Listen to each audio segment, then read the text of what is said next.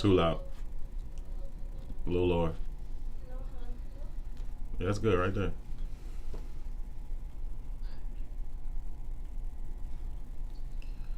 On your count, we ready to roll.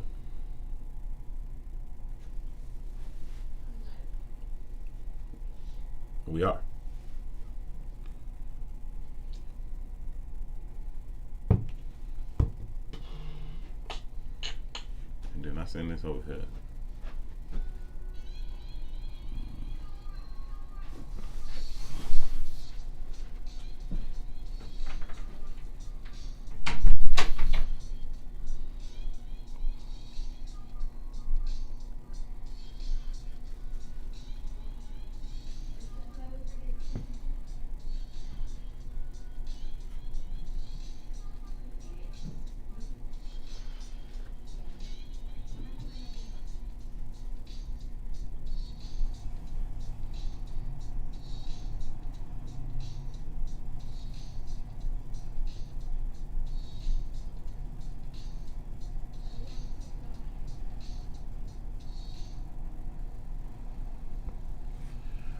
What's going on, good people? Thank y'all so very, very much.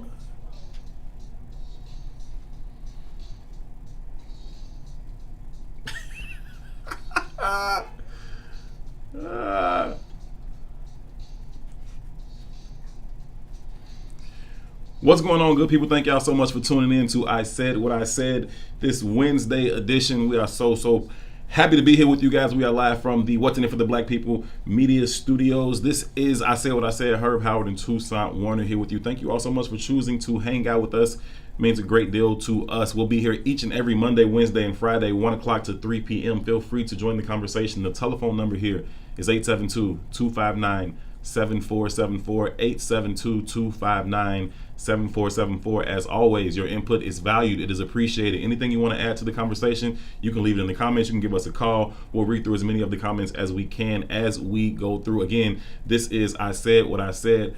My name is Herb Howard. His name is Toussaint Warner, too. What's happening, good brother? Man, I'm blessed and highly favored. Famo, how about yourself? Ain't nothing to it, man. Ain't nothing to it. Still been dealing these past couple days with untimely death of my little cousin. And so yesterday I had the unpleasant experience of going down to the medical examiner's office to identify his body. That was one of the tougher things I've ever had to do. But it had to be done. And so, just spending a lot of time with family. Had my family over last night. We hung out, tried to, lighten the mood as much as possible.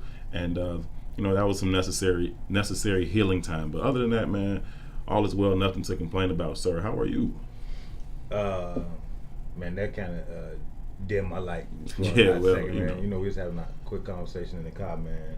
Again, I just want to extend my condolences. Mm-hmm. I'm sure that was difficult to do. Yeah. But not to rain on your parade, but today has been great for me. That's what I want to hear, brother. That's what I want to hear. Things are happening in the world of Toussaint Warner. Trust and believe that. You understand me? That's all that matters, good brother. Yeah, it's been a good morning, man. I had some meetings this morning that's going to turn some situations around for me that I really need some turning around to happen in. Mm-hmm. Man, God is smiling on this kid right now. You know what I mean? So I was telling you in the comment, I really wanted to come in here and kind of doo-doo on Kamala Harris, and we shall. But I don't know, man. I kind of feel bad because it's like I don't want to block my blessings. You don't want karma to catch you? I don't want karma to catch me. And I feel like I might block my blessings. So I might have to kind of reserve my regular energy and just kind of pass the rock to you, man, because I got too much on the line right now. See, here you go capitulating for capitalism, man. Capitulate for capitalism. I got to do what I got to do. Usually you the one, that's always, willing the heavy stick, and you willing to, bring it down on anybody. And today you want to pass it off to me. It's no problem, man. You set me up today. I'll knock them down today because we got a lot of things that we need to get into in regards to the 2020 presidential election. Most notably today being the day after former Vice President Joe Biden made the decision to add Kamala Harris to his ticket as his VP and running mate. No surprise there, right? It was Mr. and Mrs. Mass Incarceration 2020. We shall dig deeply into that history. And I see some of you all sending sincere condolences to me and my family for the loss of my cousin. I truly, truly appreciate that. I see some people checking in from Waukegan and whatnot. Hey, Don, appreciate y'all so much. Patai, what's going on, King? I truly appreciate that, for real. But yeah, we're going to get into the issue of Kamala Harris. Now, we knew that she was going to be his running mate. In all likelihood, we knew that some black woman would be. Now, I would have been cool with like Keisha Bottoms or something. Wait. Before we go any further, we got to stop calling her Kamala. Kamala. What are we calling her? Her name is Kamala. Kamala. Kamala. Kamala. Kamala. She better calm my ass down. Right, Kamala. So because it's an Indian name and not a black name. So if she was born on 63rd, it'd have been Kamala. It'd have been Kamala. No. You messing me up. It'd have been Kamala. It'd have been Kamala. No, it'd have been Kamala. It'd have been Kamala. But it's Kamala. Right. Right. So we got to give it the it's just Indian dude. Well, we gonna get into everything that associated with that decision, how it was purely a strategic move, and the mixed I guess the mixed responses that we've gotten from the black community in terms of after that announcement was made. I think there's a lot to dig into, so we're going to get into that. If you've got any comments about that, get ready to fire them upon us. We're going to get into that right after we take a break at 17. So right about 1:20 or so, we'll get into that conversation as well. Again, if you want to join the conversation, you can call in. The telephone number here is 872-259-7474. We're going to open the phone lines at about 1:30. So if you want to call in with your phone calls, get your ideas together, we'll get that those phone lines open for you guys at 1:30. Two, you was on the bike today. What's going on? Man, I was on the bike yesterday too, right? I decided this morning to go to my meeting. I was just going to shoot up there on the bike. I was taking a leisurely ride, and then you called me and told me you was going to meet me in my house in like 10 minutes. Right. So I was like on 83rd, and I had to cover like 30 blocks in like 10 minutes. I got it done, man. It's the blackest shit ever. I got it done. He's a million miles from the crib. I'm like, hey, I'm going to be through there in 10 minutes. He's like, okay, cool. Cool. He never does a black person be like, you know what? I ain't even there, and I ain't gonna be there. Cool. Come on. Well, I was banking on you being on CP time too. So listen. I know you gonna be. You know what I'm running on. So 10 minutes for you was like 35 minutes. I know I'm a good buddy no matter what. You know what I'm running. Let's be clear. He beat me to the crib. Let's be clear. But no, that's neither here nor there, man. Some other things we're going to hit on as we go through the conversation. I want to have this conversation a little bit later on about college football and the decisions that are being made to postpone or cancel the fall sports season. Football in the Big 12 and the Pac-12 and in the Big 10 has been postponed. There will not be any fall sports, while the SEC, the ACC, and the Big 12 have chosen to continue to push forward as though there will be football in the fall. I want to talk about the economic implications of both of those decisions and the long-term ramifications for the athletes that say if the season is postponed to the spring, which they're talking about now, creating a football season that wouldn't end to late April, early May. What position does that put the athletes in physically to be able to recover from one football season and prepare for another one that'll start next August? All the while continuing to argue against paying those student athletes for their services, for their likeness, for all of the millions and millions of dollars that they bring into these institutions. So we're going to have that conversation in the 2 o'clock hour as well. Two, I was on a bike today too. Say word. Yeah. Say word. Yeah, I rode my bike today too, man. I was out at like 6:30. Rode for about an hour though. I don't know how y'all be coming up with these 30, 40 mile bike rides and all that. That seems a little ambitious. But an hour's good money though. Like I did like 18.5 yesterday in an hour. 18.5 miles in like an hour. Now that was top speed. I was flying. No. You know what I mean? No. I don't expect that of you. No. I'm great. I understand that. That is not what I'm here for, sir. I'm just trying to get back into the swing of things, man.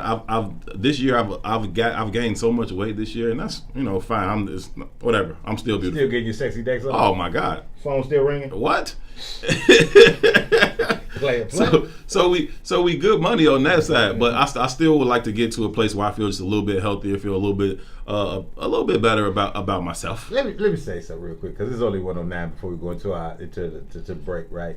It's amazing what men will do just for the attention of women. Like if it wasn't for attention of women, I doubt we bathe most times. There'd be one car. In ever. In one car in production. It'd be called a car. The car. It'd be one color. There'd be a shirt and pants. What you putting on today? Duh, my shirt and pants. The shirt and the pants. I'm gonna probably match it up with the shoes, and that's gonna be that. Like listen, you can seriously make a genuine argument that every single thing we do is to attract the attention of whomever's attention we're seeking. The opposite sex, the same sex. You are doing everything that you do to attract that person into your life. That's why you go to work. That is why you said bathe. That is why you bathe, right? Because you would just check yourself like, I'm good. I'm good. Nobody gonna be intimately close to me. I'm straight. So I think that's a very, very real thing, though. It is, man. It is. So what did he think of you bike riding today? That is where we're going with this thing today, I see. All right. Listen, I am not the homophobic person on this show. That's I'm you. Not homophobic. That's you. I'm not scared of anything. Let's be clear about that. This is so stupid. How do we kick this off? I don't know, man. Let's get back on track. Well, anyway, why we got the bike ride? The bike ride was beautiful this morning, man. I got up, hit down Lakeshore Drive, went to about 57, and I was like, that's probably good. I should probably come on back, and it was all good. It was a good ride. Spent some time on the lakefront, looking at the sun, doing some meditations, some sun salutations and whatnot. It was a good time. Oh, that's dope, man. Shout out to Sarah Mickens, man. She just sent us 100 stars. We appreciate that. Thank you, Sarah Mickens, baby face. If you want to also contribute to the show, we would greatly appreciate it. Just click the gold star down there, and we would greatly appreciate it. Again, and thank you so much for everybody who tuned into the first episode of I Said What I Said from What's in It for the Black People Media on Monday. We greatly, greatly appreciate that. A lot of people came over from the I Said What I Said page to the Mace Jackson page. And shout out to everybody that's tuning in there right now. We greatly, greatly appreciate you. We intend to bring you an entertaining show that is both entertaining and informative. We tackle some serious issues. We try to put as much light on some of those things as possible when necessary and where appropriate. We have a good time here, but we are unapologetic about the things that we say. So if this is your first time, thank you so much for choosing to hang out with us and tune in to I Said What I Said. Again, my name is Herb Howard. His name is Toussaint Werner. We'll be here Mondays, Wednesdays, and Fridays, 1 to 3 p.m. Yeah, man. I know we want to dive into this Kamala conversation. And I want to make it a more in-depth conversation than what it has to be. What we've traditionally heard. You Sure. know, yesterday there was it was a plethora of responses, right? Mm-hmm. There was an uproar from certain communities that was eager and excited and proud and happy to say we got our first black female VP. Well, not our first black female VP, but the option to have the first black female VP. Right. There's another contingency of a community saying that, you know, she's really not the kind of candidate we want to see. Talking about her track record with criminal justice, talking about her track record in San Francisco, just in general. Then there's another interesting component to that conversation in which that there's another smaller community saying we got our first Indian VP representative. You know what I mean? I think as black people, we need to have a more in-depth conversation as to what that really means for us and what side of how does that ticket affect us, right? Right. Is she a black woman? Is she running as a black woman? Is she an Indian woman? Is she running? She's running as a black woman. I think she's running as whoever she wants to be within the population which she's in front of. She's a chameleon. That's what she really is. Oh yeah, she can use her ability to camouflage or change with the room to their benefit along the way. But be unequivocally clear, she's there to represent the black woman, right? Oh, absolutely. That's her main draw to this ticket, is for her to pull in the black female vote and the black vote along with it. Now, anything else they can pick up on the side, you know, Indian votes or whatever else, then that's cool too. But it's the black woman that's got her on the ticket. Absolutely, and we have to decide as a populace if that's good enough.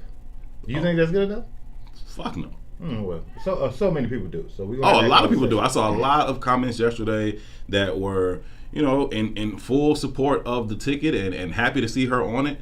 And there's a lot to unpack there. Her personal record needs to be unpacked. Obviously, Joe Biden's personal record needs to be unpacked. And then you just get into, you know, why they chose to team up. It's just strategic, right? There's nothing. It's not about policy. It's not about, you know, morals or values or anything like that. It's just strategy. This old conservative leaning Democrat, Klansman, right, he needed a black woman on his ticket. Now, the black Klansman. In his wildest dream, he would have wanted Michelle Obama to join his ticket, right? And then that would have walked him right into the Oval Office. A more refined Klansman. Michelle Obama. Well, I said what I said, people. Hey, man, we're going to be mad today. Let me stop, because I might block my blessings. Now you back on your blessings now. I'm push the brakes. I don't want to block my blessings. Lord, forgive me, Lord. I'm sorry. I don't want to block my brother. But we need to get in depth in that conversation, because that is real, right? We have a very immature view of politics, and we have a very immature understanding of even race. Mm-hmm. And because of that lack of understanding, we choose or we pick based on imagery. Sure. Right? So it's like you hear the conversation all the time. Representation matters. Where does representation matter? Absolutely. Where does it matter in any time, in any place? Where, does it feed you? Does it clothe you? Does it create access for you? Does representation do any of those things? Right. Or does it just make you feel good? Right.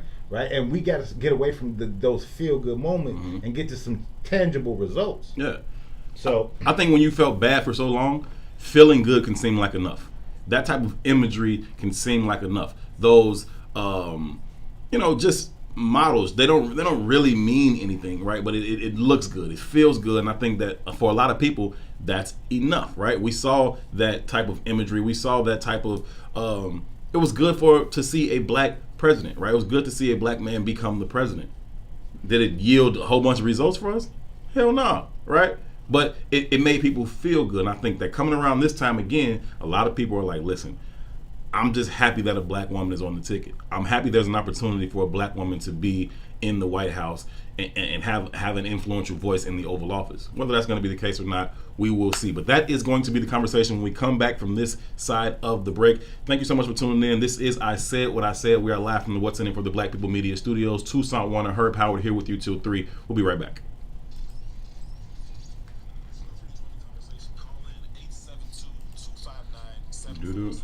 What's happening, good people? Catrice, what's going on? I'm so glad you made it. Are we still up? Yeah, this lasts all the time. I know it's good, but we can still I know chop we it can up. still be heard. I was wondering if we could still be seen, though, how that's working. I don't know, but whatever. Yeah. Part of Man.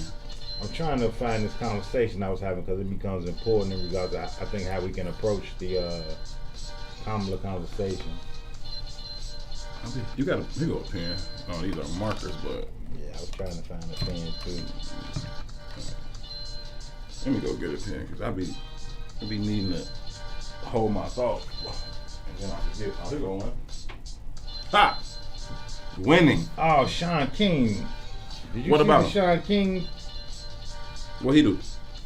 So somebody made a meme of Sean King, and I thought it was funny. Just because you don't like Sean King. And I don't dislike him. I'm indifferent to him. You know what I mean? I like Sean King. I think by and large he does good shit.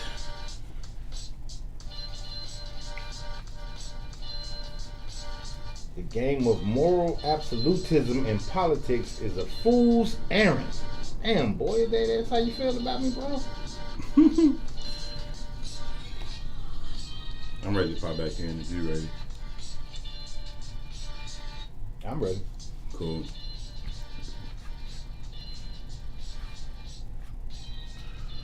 Welcome back. We are live from the What's In It for the Black People Media Studios. This is I Said What I Said. Herb Howard, Toussaint Warner here with you Mondays, Wednesdays, and Fridays, 1 p.m. to 3 p.m. on the Maze Jackson page. Thank y'all so much for choosing to tune in. We greatly appreciate you being a part of the conversation. Any comments that you want to add to the conversation, feel free to do so. We will read through as many of them as possible. If you choose to call in, we're going to open the phone lines at 1:30. We're going to open the phone lines at 1:30. The telephone number here is 872-259-7474, 872-259-7474. As always, your input is valued and appreciated too. Listen, man, we might as well get right into it. So I want to read this comment because it's kind of a standard conversation I've been hearing around the social media networks, right? So it's a and this is a comment from an African sister, but it's not unique to an African sister. But the comment says, "So what brand of black women do y'all actually like? Not Beyonce, not Megan, not Cardi, not Kamala, not Michelle, not Oprah, not hood women, not suburban women." Now, the reason why this bothers me is because they changed the context of the argument, right? I don't know Kamala Harris, right? I don't know her personally. I don't have any relationship with Kamala Harris, right? Whatever she does in her personal life, I'm not concerned with. What we need to talk about when we're talking about a VP or a president-elect, we need to talk about legislation. Yeah. Right, and what the conversation is turned into is that you just hate black women, right, and it doesn't just happen in this context either. It's been happening a lot because it goes back to what we always say with Neely: until you fully understand white supremacy, everything you think you understand will only confuse you. Now, white supremacy is a living, breathing concept. So strategically, it has to change to continue to conquer us, right? And in this very moment, what's being leveraged is keep creating a larger divide between the man and the woman in the black community. And the other day I said something and I was like, I didn't really want to say this, but I said that black women in a lot of ways are the largest purveyors of white supremacist thought and strategy. And I know there was going to be backlash behind that, but that very statement right there, that very statement that I just read from that sister, it changes the context of the conversation. Now I can't have an opinion on this woman because she's merely a woman. Her being a woman is enough for me to not to have an opinion, because if I have an opinion, then I obviously hate all women. Of course you do. Right? But really, my opinion is based on trying to secure a future for you, sister. Right. But you're choosing on tokenism. Right. Tokenism is good enough. You're female and you appear black, and that's good enough. And anybody that stands up against that is obviously a woman hater. Right. I can't have that conversation, brother. That bothers me to my core. I'm glad you can't have it because I'm not gonna have it, right? And personally, I'm not gonna have it because it's not something that we really have time for, right? We just don't really have time to be concerned with people's feelings and people being insensitive about these things. I don't care if you have a critique of black men and you want to say, here's how, you know, this particular critique can help us move forward as a people and continue to fight for our liberation in a real way. This isn't about feelings, right? But too often, as we often do, especially when we talk about politics or any type of social issue, we let our emotions overpower our intelligence. And so it becomes an emotional thing. And it becomes an ability to be the victim or to put yourself either, above or below, intentionally below somebody. And there's just no time for it. We are out of time for that type of back and forth bickering. We need to get to work right now. We don't have time for it. It's foolishness. We just don't have time for it. We have to get to a space where everybody is comfortable in their own skin. Everybody is willing to understand and accept people's flaws, which, if you fully understand white supremacy, that will help you understand people's flaws and some of the poor decisions and outcomes that we see in our neighborhoods. And if we can get to that point of understanding, then it should lead to some empathy. And then we can get past all of the point of, well, that hurt my feelings. I don't like the way you said that. I don't give a fuck if you like the way I said it, right? It's about what needs to be said. It's about having conversations that are going to push us forward. And neither one of us hate black women, right? Like, whatever. Our personal lives aside, right? Like, we don't, like, and so I think that, to spend a whole lot of time, like, trying to, that's not the conversation here. If you hear that, then you must be looking for that, because all we're saying here is don't be manipulated by a simple strategic move to throw this woman on his ticket as though it makes their ticket somehow pro-black or black focused or black centered or ensures that they're going to address black issues once they're in the White House. That's not true. Neither one of their individual records says that's true. And so her symbolism of being a black woman don't really mean much to me in this case. But outside of her record, right? And the reason why I read that sister statement is because what happens is, man, we create these realities of our existence. Sure. right? Sure. Or we create these images of our existences, not realities, like these images of our existences, right. and they're predicated by the social norm. Right. Right. I said that last week about how we think we create our own relationship rules, but in reality, the social standards create our relationship rules. Right. Now, in our minds, we've decided. Right. I made this decision. I made this decision. But in reality, no. Television has made this decision. The environment in which you live in has made this decision. We've made very few decisions of consequence in our lives. Decisions on our own, right. right? The social standard creates the decision process even. Sure. Right? Sure. So what happens when these conversations start to come into the fray or into the fold, they cloud the context of reality. Mm-hmm. Right? So now you can't get to the substance, because the minute you start talking substantively, now you're just a woman hater. And in an environment where everything that a male does specifically is toxic, and in an environment where we do have a very immature understanding of not even just politics, but culture, lineage, like we got a very immature understanding of the world in a lot of ways, right? Sure. I just said the other day that we're operating on a very low frequency, right? When you get in the car and you get in the car with your young preteen child, y'all listening to the same radio station. You're gonna recite the same lyrics to the same songs that they listening to. That's a symbol. That's symbolic of the lack of maturity that we have as a populace. And I'm not saying this is directed at the black community. This is just how America works. Like, there has been a level of dumbing down that we've all just attached ourselves to. So instead of having in-depth arguments, like if you go back and look at videos of King, or you go back and look at videos of Stokely, or sure. you go back and look at, you can go farther down the line than that. Sure. And by the very nature of the time, you would say that black people in that era were not being educated at the level that they were being educated today. Okay. But they're much more articulate. Mm-hmm. They have a greater understanding of the world. Mm-hmm. What's the difference, bro? Mm-hmm.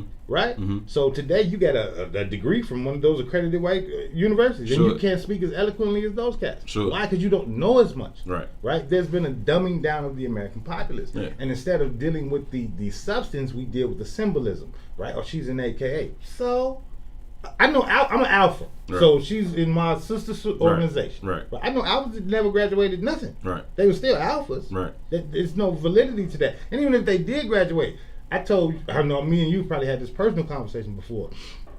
But I wasn't on the trajectory to go to college. I wasn't that kind of cat. Mm-hmm. You know what I'm saying? I'm from Chicago for real. Right. And I was doing what real Chicago youth do, Mm-hmm. right?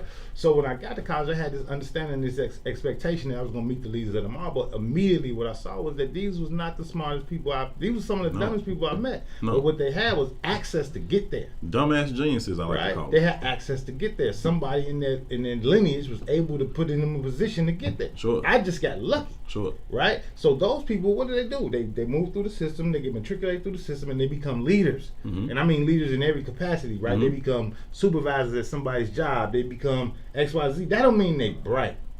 It doesn't translate the same way. It doesn't mean they're bright. It doesn't. So we started dealing with, I'm not on the mic no more. So we started dealing with these very surface kind of idiotic kind of viewpoints of what's valid, mm-hmm. right? So now the letters on your jacket make you valid. Sure. The Gucci shoes make you valid, sure. right? What you have makes you valid, not who you are, sure. right? And that's exactly how this argument is getting shaped right now. That's mm-hmm. how, and we're going to lose if we can't get past the symbolism mm-hmm. and get to the substance, mm-hmm. right? And part of the problem with black women making those kind of statements mm-hmm. is that Kamala isn't really she identified as a black woman early. Mm-hmm.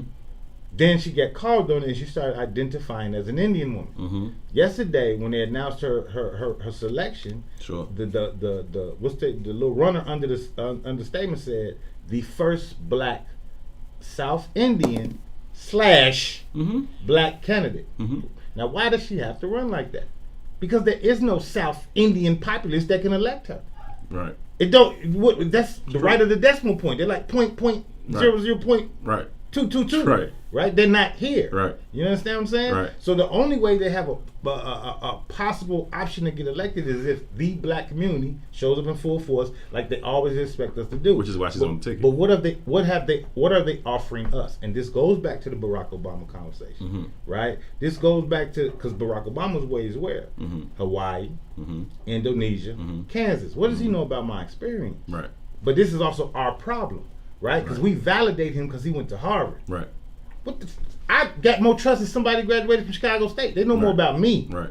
You understand what I'm saying? But it's our attractiveness to white supremacy. Right. You know what I mean? The other thing that it is, and we're up against a break, but when we come back, we got to get into this issue. You hit on, what Kamala identifies as, right? And how she's identified as black here, or she's identified as something else there. That identity conversation is at the root of all this. Because if black people had a collective identity that we all understood, that we all agreed upon, then it would not be so easy to come in and manipulate us with any type of BS symbolism or any of the trinkets or anything else that people come and manipulate us with. It don't matter if it's Bill Clinton and his trumpet or anything else, right? None of those, or his saxophone, none of those things matter if we are fully aware of who we are. We have a unified agenda that clearly states what it is we want and a plan for how to go get it. But because we don't have that identity, all these other things continue to come. I want to hear your take on that, and we're going to open up the phone lines. 872-259-7474. 872-259-7474. This is I Said What I Said, live from What's In It for the Black People Studios. Toussaint Warner, Herb Howard. We'll be right back.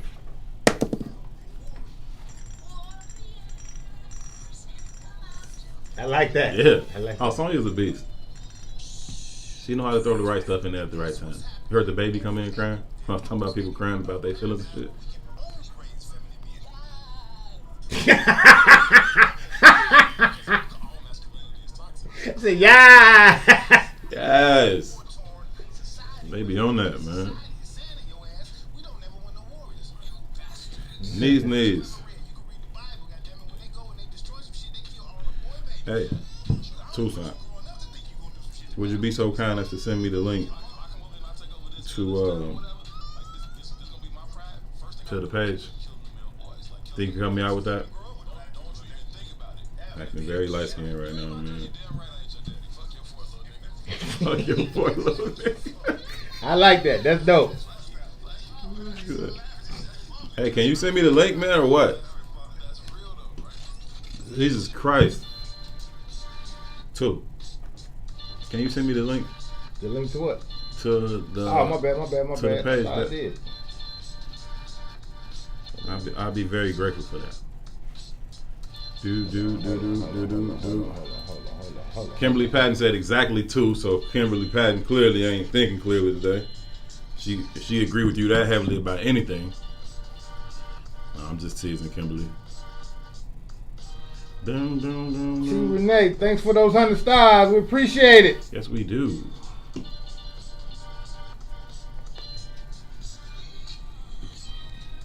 Send them stars, y'all. That's how we gonna finance this operation. When you send the stars, we definitely shout your name out on air. We appreciate you all. You sent it to me in email or a text? I gotta send it in email. Okay. I'm sending it now, though.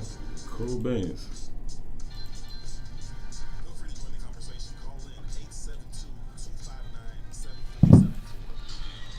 All right, we're gonna come back. We can hop into this identity piece.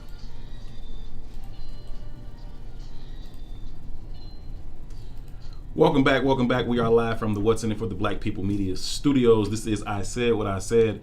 Toussaint Warner, Herb Howard here with you Mondays, Wednesdays, and Fridays, 1 to 3 p.m. on the Maze Jackson Facebook page. Thank y'all so much for choosing to tune in. We greatly appreciate you all making the decision to be a part of this conversation.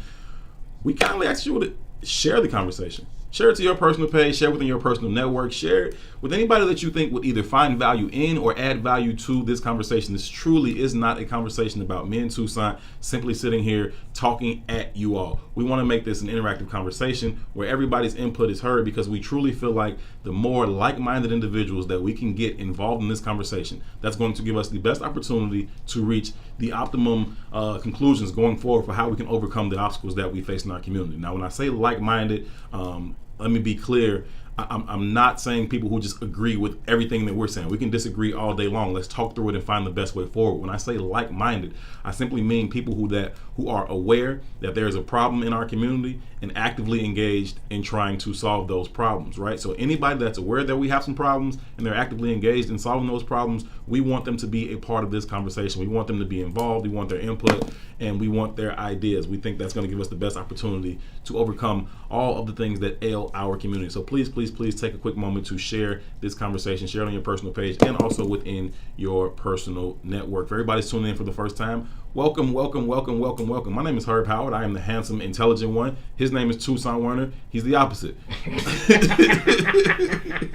He's the opposite. But nonetheless, it works out just fine. So thank y'all so much for choosing to tune in. We greatly appreciate it too. We've gotten off into a conversation about the 2020 presidential election. Joe Biden, former vice president for Barack Obama, obviously running for the Democratic Party. He came out and announced that Kamala Harris is going to be his running mate, running as the vice president on his ticket. We got into a conversation about what that means for black people. We know why she's on the ticket, right? She's there to bring her black womanhood to the conversation. He needs that to balance out his ticket. Otherwise, he doesn't have a chance in hell of winning, right? With her, that increases his odds of winning. But it does so because perhaps black people just kind of like the symbolism. Oh, he got a black woman on the ticket? We going that way. Never mind that he authored the crime bill. Never mind they locked up a third of every black brother in our community. Never mind that kind of shit. Never mind that her record is very similar to his in terms of a prosecutor. Like this is... Well, see, I'm going to disagree with you. The context of the statement you just made. Okay. Right? You said we know why she's on the ticket. Oh, we know. No, I'd argue we don't know why. And that's where we get to the nearly fuller statement, right? Until you fully understand white supremacy, everything you think you understand will only confuse you. So for us, Kamala is representation. That's the nearly fuller part. We gotta get a nearly fuller picture. That's the nearly fully part where it's confusing, right? She's not really representation. That's the part of it that we don't get. She's not on our team. So to put the point I'm making is even in regards to like us calling him Uncle Joe, we don't understand why Barack Obama picked his ass. Right. Barack Obama legitimately picked his ass because he's a Klansman. That's it. Young black man needed the far most right-leaning Democrat that he could find. Right, older white man. Barack Obama needed that person on his ticket. Who would the rest of these Klansmen be comfortable with being in here with me? Because it ain't me. I need a Klansman. Right. So Joe Biden knows he's a Klansman, but the genuine article for the black populace doesn't even exist, maybe in American politics at this very moment. Okay. Right. So because this again white supremacy, there's this elevation happening of black women, which I fully support. Sure. Right? Sure. But you see how it plays out on the grounds. Right? We cannot even have an opinion about her. If we do, there's backlash on us about being toxic or we hate women or whatever other, other thing they can attach to that. So the question is, why is she really there? She's really there to stabilize what? White supremacy. White supremacist rule. We're just looking for more comfortable oppression via her being oppressed by a black woman instead of a white man. It's not good enough. Listen, here's the real math, right? This is the shit we got to get past. They projected that we'd have a zero net worth by 2036. That's the black population, right? That was before COVID. Right? After COVID, what's that? Probably 2026? You understand what I'm saying? I'm with you. So when we start talking about a black agenda, in my mind, there's only one agenda. There's only one agenda. Reparations.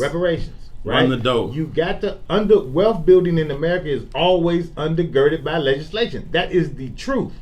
That's just it, right? The middle class in this country was built out of legislation. Not out of nobody pulling themselves out of their bootstraps. Not because of nobody was working extra hard at XYZ factory. It didn't work like that. No. It was undergirded by legislation. Absolutely. The only way we will remove out of the zero net worth conversation if our community is undergirded by legislation. Well, Kamala Harris has already said publicly she's never going to support reparations. And the reason why she's comfortable in saying that is because she don't have any relationship to being black descendants of slavery. Okay. Her lineage is what? Brahmin Indian, and what else? Jamaican. It's no context to the experience of being a ADOS member. There's no context to that. So who gives a shit? I don't care if they ever get fed. Right. So what you do is when you don't understand that context, it's a pathology. They fail because they're these type of people. They fail because they want to be these type of people. They fail because it's the same conversation we heard about the young boys who were breaking into Gucci last week. They savages. Right? Not understanding that them boys ain't breaking into Gucci to give purses to their mom and sisters. They're breaking into Gucci to sell them purses to survive. That's it. It's just another means of survival. We're going to leverage these Gucci bags for hot dogs. For a bag. For a bag. I'm going to get these bags to get to a bag. It's that simple. For sure. Everybody here is chasing a bag. So until you give me something substantive, just being brown skinned, ain't good enough.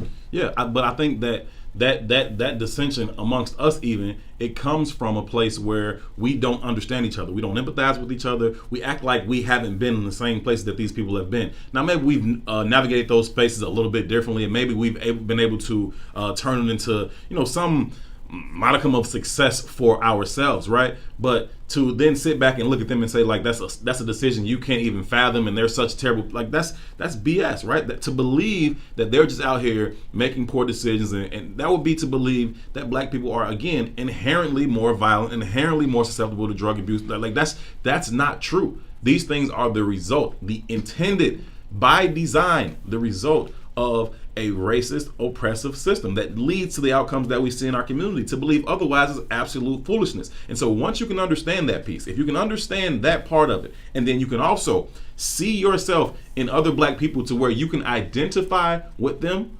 then it allows you to kind of be a little bit more understanding. It allows you to be a little bit more empathetic to say, fuck these bags. I don't give a shit about no broken glass and some stolen merchandise. That issue pales in comparison to the issue of systemic racism and oppression that we face on a daily basis. That is the real issue. If you're more upset about some broken glass and some stolen merchandise than you are about police brutality, than you are about political corruption, then your mind is in the wrong place. Like you have shit completely fucked up. You need to reevaluate your interests, your values, your standards, your morals. You are focused on the wrong things. And I don't care if it happens in South Shore or if it happens on the Magnificent Mile. All of it is just glass and merchandise to me. I don't care. And none of those institutions, none of those stores, none of those businesses have put any type of interest or investment into the black community. None of them have. I don't care nothing about no damn Walgreens. I don't know who owns Walgreens. But I do know that back in the day when you had the mom and pop pharmacy where you can go in there and you can talk to Mr. Johnson, you can talk to Miss Johnson, and then you knew that, okay, not only is this their pharmacy, but they live in this community, they put things back into this community. If I'm ever in a pinch, I can go in there and say, hey, Miss Johnson, Big Mama need the medicine, the check don't come till next week. Miss Johnson gonna give you the medicine for Big Mama and say, just bring the money next week. Walk in Walgreens and tell they ask you short $1. You're not leaving with a pill, period. But we value the convenience, and that convenience leads us to making oftentimes terrible decisions that are not in our best interest. And for whatever reason, we don't really see it that way. But we really need to start seeing it that way because it's the absolute truth. And I think that we've done the same thing in other instances throughout history, specifically talking about Joe Biden. There are a lot of people who were championing the crime bill back in the mid-90s, right? 94, 95. A lot of black people were like, hey, we got to do something about this. 93, we got to do something about these thugs and these drug dealers. Get them off the corner. We want them off the corner. That's fine. You can want them off the corner. But that doesn't mean that the solution should be sweep them all up and throw them all away. Because now, 20 years later, you're looking back and like, well, what's wrong with these kids out here? They raised themselves, right? Because you wanted to lock up all their parents because you wanted them off the corner. And because instead of thinking of a way to reincorporate them back into our community in a valuable, meaningful way, we just said, come lock them all up. Like there aren't going to be some unintended consequences to locking up a third of your fucking community. But we react so emotionally in those types of instances, and we don't think about the long game. And it's the same thing we did to the mom and pop pharmacy in favor of the Walgreens. And now the Walgreens are gone, and we're like, oh, I can't get to hell with that. We need our own shit anyway.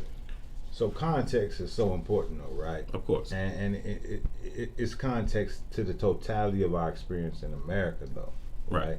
What we got to first be clear of is black people, there's only been one generation of black people to ever make any money in America. True. Only one. True. Right? The boomer generation. Even when we talk about even in context of the conversations that we have as a populace, when we just out in the streets and have a conversation, and people like men need to be like men back in the day. Right. Well, when they say back in the day, they only mean back to the baby boomer generation. Mm-hmm. Right? Because that's the only context you'll have of that kind of man. Mm-hmm. Because before that man, that kind of opportunity to be in that kind of existence didn't exist. Right. So even when we just conceptually tie these lightweight conversations, well, men need to act like this and women need to act like this. Well, before that boomer generation, those social norms were not the social norms of the black community. Right. Because before that, no one had any economic fortitude. It just didn't exist. Sure. Right? And since then, every generation of us specifically, but even just in America in totality, has had less wealth than them. Mm-hmm. Right? Mm-hmm. So when I say that we're in the largest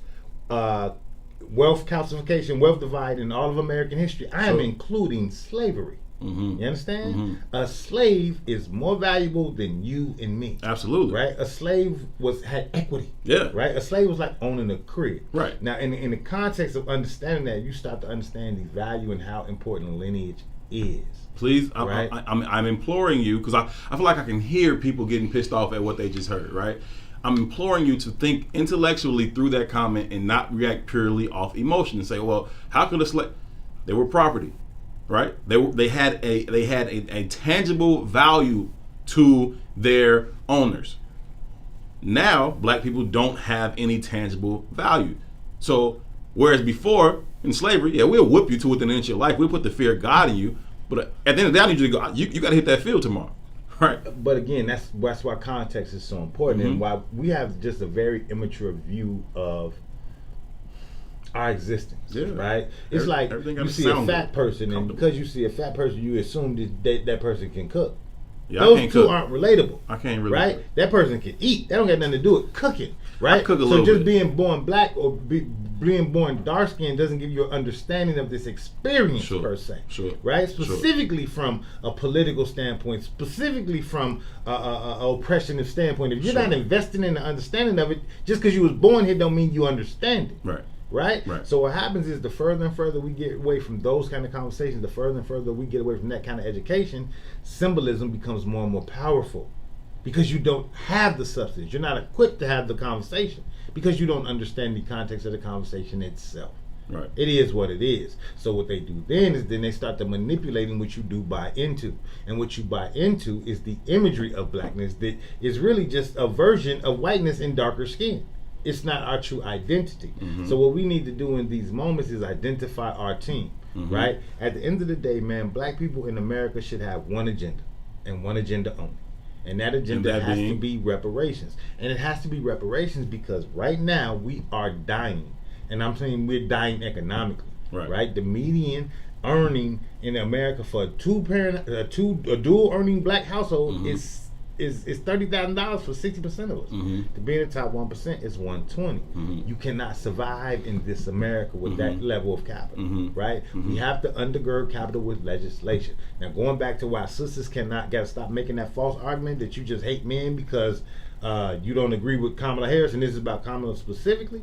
When you start to look at her history, right? She took women prisoners in California, had them fighting wildfires for $2, risking their life for $2 an hour. Right. There's another story of a young sister. I'm just bringing out the sisters that she shitted on in her history, right? There's another sister named Matrice Richardson. Okay. Right? Matrice Richardson, her body was found on August 9th. She was 24 years old. She got arrested in Southern California because she was at a birthday dinner and consequently she had bipolar disorder. And she had an episode. So they sent her to the police department and where's Kanye live? Out in Wyoming right now? Calabasas, Okay. right? Yeah. Something happened in the police department. They contacted the parents. The parents said, hey, this is what's going on with her. She does have a mental illness. We'll be there in the morning, that type of deal. Sure. Right? The parents showed up. What happens is they felt like they could let Matrice go early. She left. Right, she left before the parents got there.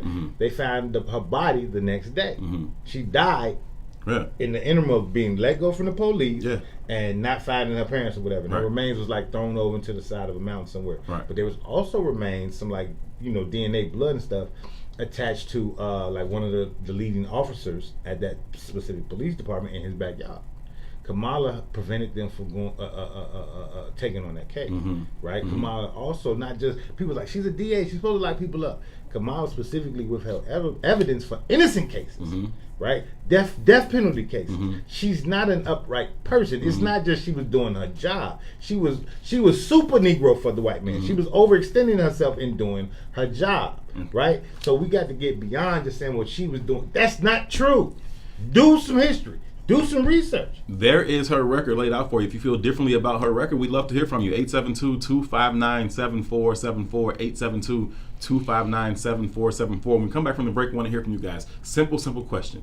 Is Kamala Harris, as a black woman, being on Joe Biden's ticket enough to vote for the Biden-Harris ticket? Or we're just going to vote for them anyway because anybody but Trump. This is I Say What I Said, Herb Howard 2, Song 1 Live on What's In It for the Black People Media. We'll be right back after this. Yo, Sonya. What's in it for the Black People Media? Monday, Wednesday, Friday, 1 p.m. to 3 p.m.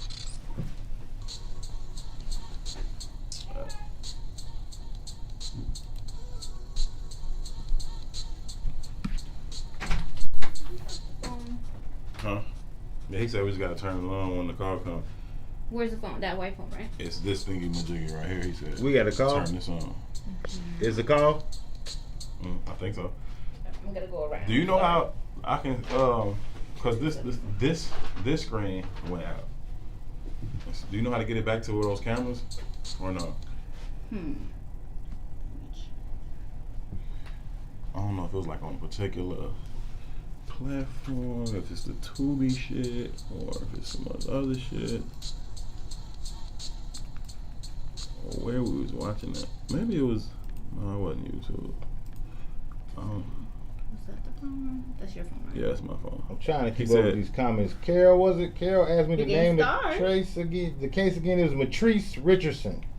I'm hold on. I'm gonna try to type the name into the thing. You think you know how to get us back to that screen or not? Not really. Cause it was playing off of something. Facebook. Do you see Facebook? Little apps. I think it was on like the Apple TV or something like that, or Air. Yeah. Amazing. He gone. Yeah. Mm-hmm.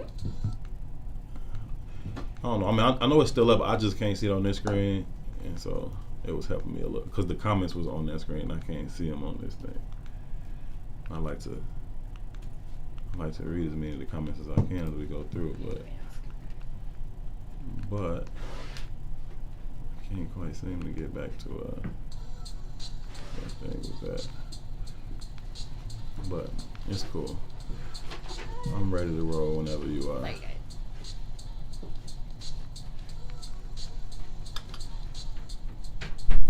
Dang it. I think I just found it actually. There we go, right?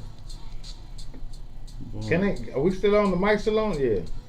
We off here again? We gotta figure out. We off the radio, but we still live on these cameras though. So you still like on. Why we can't get this here? That's what I'm trying to figure out, good sir. That is what I'm trying to figure out because that's what lets me see the comments on this screen. Right. I can't see them on this switchboard. But whatever. Let's get back to it. Wrap up this segment. So shout these people out. No, I can do it. You might not be able to read my handwriting. It's true. You write like a doctor. Is it Sharon? And we are back from the What's in It for the Black People Media Studios. Herb Howard, Tucson, Warner. This is I Said What I Said. Each and every Monday, Wednesday, and Friday, 1 p.m. to 3 p.m. We are live on the Maze Jackson Facebook page. Thank each and every one of you for choosing to be a part of this conversation. We greatly appreciate it. Kindly share the conversation. Add as many people to the conversation as possible. If you think that they are actually aware that we have some issues in the community and they are actively involved in overcoming some of those issues, we would love to add their brain power to the conversation. This is a collective conversation. It's not just about me or Tucson being right or wrong. It's about us all talking through and finding the best optimum solutions for us to move forward. So thank you all so very, very much for being here. Thank you all so much for sending the stars too. If you want to support the show, you can do so. Just click that little gold star down at the bottom of your screen and you can support the show. We greatly appreciate that. Man, let's shout out a few of those people right now, man. Indeed. Sharon Holman Mayfield, thank you for the 200. Don Boatman, thank you for the 50. Mike Brown, what up, Mike Brown? 1500. Mike Brownsville. Oh yeah. Shout out to the whole I Said What I Said family that's been there since day one. We greatly appreciate y'all coming over here with us. Absolutely. Happy to have all the new people too. But Sarah Megan sent another 500. Shout out to you. Barry B-Side, my man. Barry B-Side, 100 stars. Good looking. Nicole Williams, 100. Good looking. Marvin Bell, good looking, man. We appreciate all y'all. Thank y'all so very, very much. We truly appreciate that too. Let's put a bow on this conversation about now vice presidential candidate Kamala Harris joining former vice president and current presidential candidate Joe Biden's ticket as the token black woman. Yeah, but she's been very, very drastic to black women specifically. Mm-hmm. Right? Let's think about this. What is Kamala known for? Right? Mm-hmm. She's pretty much known for how she's really known for, right? What's the word I want to use here? Because I want to be politically correct, but not politically correct. What's the way I can say shitting on black people without saying shitting on black people? I think you just said it, bro. Okay, well she's known for shitting on black people. You understand what I'm saying? Like, how else can we put this, right? So I just pulled out the Matrice Richardson case. Sure. So if you get some time, anybody who's in the listening audience, spend some time, check out the Matrice Richardson case. And then after you look that, you mean if you want to respond intellectually and not emotionally? If you want to, after you look that one up, then look up the case for the truancy laws and Cherie Peoples. Mm-hmm. That's another sister she sent to jail for child truancy. But a child had sickle cell and she had excused absences from school. But Kamala had the police and the news cameras and everybody showed up to her house and locked her ass up. Sickle she cell was fighting the case for 2 years, lost all her jobs. She lost all her economic. She lost all her jobs. She lost her jobs. Her daughter was suffering through whatever she was suffering through with sickle cell anemia. You know, and she was fighting the case for 2 years. This is all Kamala Harris while she was on stage during the primary, saying, you know, nobody ever went to jail for that. Right. Well, Cherie said her ass was in jail, so I don't know. Somebody's lying here. And who cares if I went to jail for it or not? You destroyed my life for it. I lost my job for it. I had to go through all this stuff. I had to pay all these court costs and all these other things just because my daughter has sickle cell, which is, again, an absolutely disgusting, terrible disease. Affect? Poor people, right? Yeah. And in some of them same counties, like Calabasas, like I just mentioned, in order for them to get away from the truancy laws, all they had to do was pay for their kids to miss those days of school. Right. They said they could miss up to 10% of the days of school. When you do the math on that, they could miss up to something like, it was like 5 days. Well, if you're poor, let's think about what California is in essence, right? Most of the black populace in California is homeless. That's the truth. Right? I think something like 60% of the black population in California is homeless. That's real. Yeah, you factor in like couch surfers and stuff like that. It may be even a little higher than that. It looks one people way. People going out there for opportunity. Are homeless. Right. You understand what I'm saying? So when you're the child of a homeless family, who knows when you're gonna make it? She was sending them people to jail. And when you look and you think about it, you break that down, go to the family structure, those are black women that was getting affected by that law. Right? So all you sisters just saying, hey man, this black woman, she shits on y'all more than anybody. So I just want us to consider who we're going into the booth and voting for. And I want us to start talking about that down ballot conversation. Right. We legitimately need, in my opinion. Come on with it. Right? In my opinion, it sounds radical to most people, but we legitimately need to go into that voting booth and vote down ballot. Everybody should go vote. Explain that. Everybody should go vote, but nobody should cast a vote for the president. If you do cast a vote, write it in. Write in Mickey Mouse. Write in your mama name. Write in Mr. Farrakhan, which is what I do all the time. Right? Write in whatever name you want to. We all should show up. Because in essence, like I think we've all kind of resigned to this idea that we're not going to get nothing out of this Biden and Harris ticket. Sure. Right? And all we're really doing is saying anybody but Trump. But one, anybody but not Trump is a very immature version or viewpoint to look at politics, right? And we got to be clear about who Trump is. Trump has a lot of racist rhetoric. I'm not denying that at all, and I'm not a Trump supporter at all, right? But Trump probably has one of the most comprehensive prison reform bills in existence, right? He's sending people home. Biden sent people to jail. So, in essence, which one is more valuable to our community? You know what I mean? I'm sure he's gonna swing that bat a lot as they get into the presidential debates and whatnot. I'm sure he's gonna really like you authored the crime bill. I've been letting these people out, and I'm not even sure that the two aren't related. But again, doesn't really matter, right? It's about production. It's about what's actually happening. But to the down ballot concept, man, when you look at the sheer math, the sheer numbers, right? There's a narrative that gets kind of populated that says that black people don't vote. That's just not true. Right. We're the most consistent and largest voting bloc there is. That's the real truth. The most consistent and largest voting bloc there is. And when you break down the numbers, right, throughout America, it's a 50-50 split. The Republican Party is all white folks. It is what it is. They're just white people. Right? And the Democratic Party is the mixture of everybody else. Right. Well, when you get to that mixture of everybody else, we're the largest populace that can actually go vote. Right? The Hispanics have kind of exceeded us in population, but a lot of them people can't go vote. We got to understand that. So when we voted like a 98% clip, we own the Democratic Party. So if we show up to the polls and decide to just vote down ballot, because there are issues on there are candidates and issues that you do want to vote for, but if we just deny that presidential election vote, right? What would it do? It would force the Democratic Party to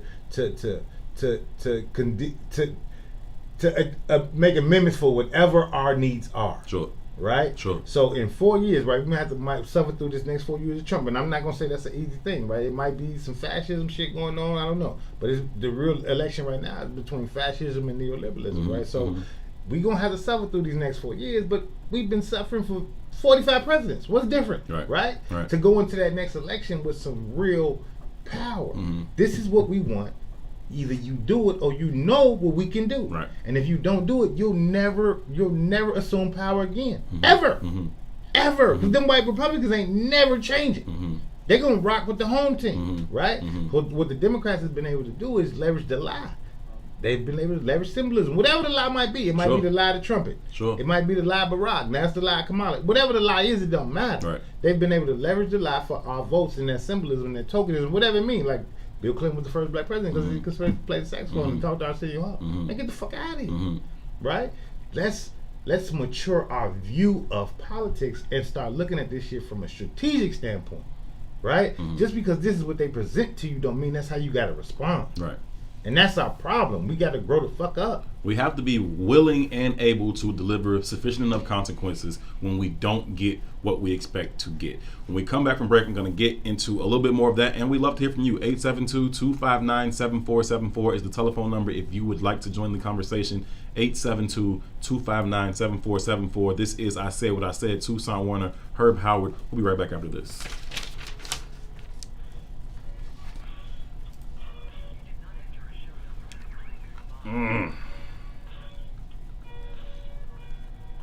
I don't know. Y'all think we got the ability to... Do we have the ability to unite in such a way to where we can flex our collective muscle at one time? Just to send a threatening message. Like, it don't even really matter if we all agree on this shit, right? Like, I think a good opportunity came and went with the whole Gucci thing. I think that would have been a great example, an opportunity for all of us to say, we ain't fucking with y'all. Y'all won't get another penny from us, right? Do you really need to wear that particular brand so bad that it's not worth standing with the collective just to be threatening for once? Just to be like, hey, this is what we will do every time somebody do this kind of ignorant shit. Me personally, I think we should have a fucking lottery every month. I think there should be a lottery every month. Where, what the hell are you talking about, man? I'm talking about using our collective power to be able to deliver consequences when shit don't go our way. I think we should have a fucking lottery every month where we literally have a whole ass show, spin the fucking wheel, pull a Fortune 500 company out of that joint, boycott their ass for a month, whether they did some shit or not, because that's our experience. But I leave my crib. I feel like I'm in a lottery every day, whether or not the police finna fuck with me, whether I did some shit or not. And they got the power and the money and the influence to be able to do something about it, but they all sit on the sideline and take our bread. Fuck you. You in and out. We're fully dependent, though. On what? You mean to get anything we need? No, we're just fully dependent in general. We're fully dependent, right? That's just real. We're fully dependent, right? I need some water. We're 2% of the private sector. We at everybody's fucking mercy. That's true. I'm with you when you're right. We having all kind of technical difficulties in here, y'all. We trying to figure this shit out, but obviously we are very immature in our understanding of technology.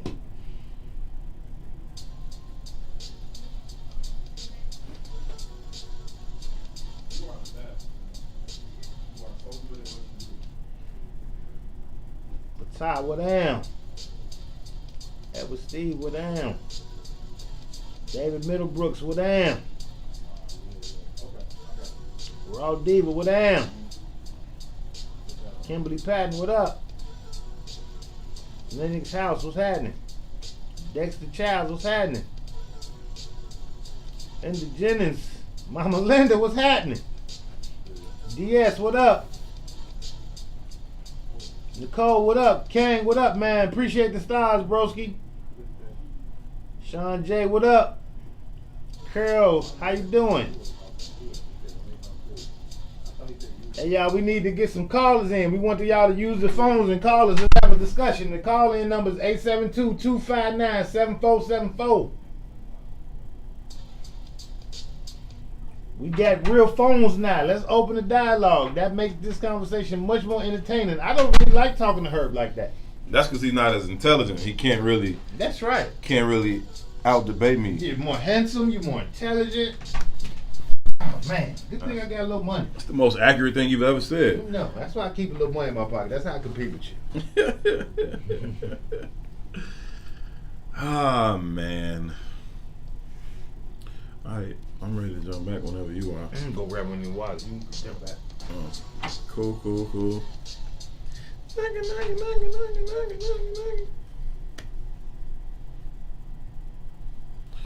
Sorry, y'all. I had to dance right quick.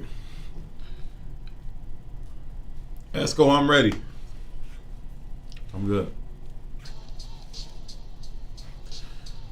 Welcome back. This is I Said What I Said. Thank you so much for choosing to hang out with us. We're here each and every Monday, Wednesday, and Friday, 1 p.m. to 3 p.m. live on the Maze Jackson page. This is Herb Howard, along with my esteemed co-host, the one and only Mr. Toussaint Warner. Thank y'all so much for choosing to be a part of this conversation. We greatly appreciate you all. Thank you all so much for continuing to support the show by hitting that gold star. I see so many of you all doing that. We greatly appreciate that as well. So far today, we've been having a conversation about Joe Biden and Kamala Harris being tapped to be his VP on the ticket.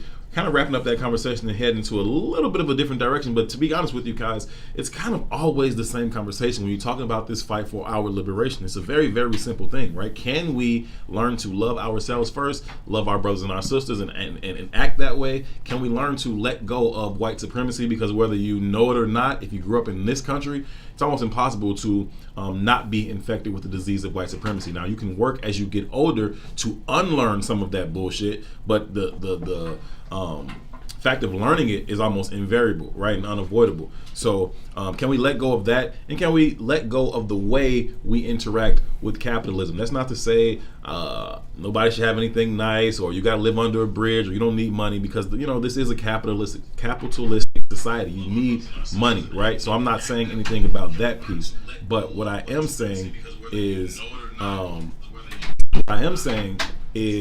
that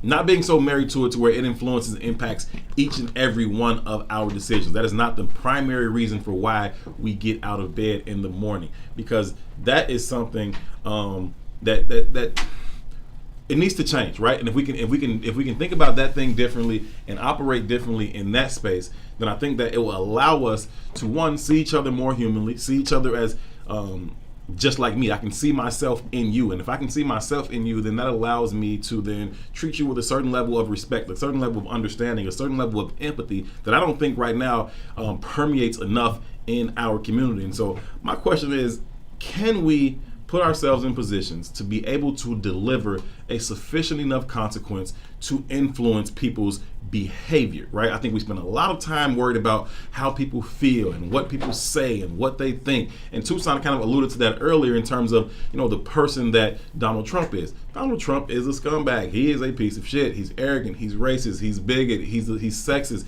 He's all those things, right? But I can't say that just because of those things, he's doing something so, terribly wrong to black people, especially in comparison to Joe Biden, whom all black people are championing, getting behind and supporting, and Uncle Joe this, and he's got a black woman on his ticket that.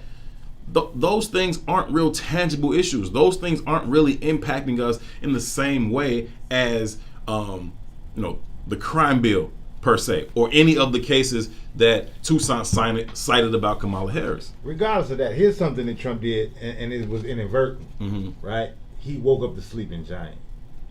Which is why I voted for him in 2016. Right? He woke up the sleeping giant, and that's powerful, right? The Black Lives Matter, regardless of how you feel about it, the movement itself, that's a movement that was spawned as a backlash from Trump. You know what I mean? And that movement, whether we agree or disagree with it, what it has done is it brought the youth into the streets. It has brought the youth into the conversation. It's brought the youth into the fold of politics. It's brought the youth into the fold of understanding how the social norm has collectively oppressed us since we've been here, right? So it's changing the context of the conversation where we're finding value in blackness, even though it's kind of misguided in my opinion at this moment. It's misguided because we're not fully ingratiated in the understanding. But if you're investing in the understanding, you'll finally get to the answer.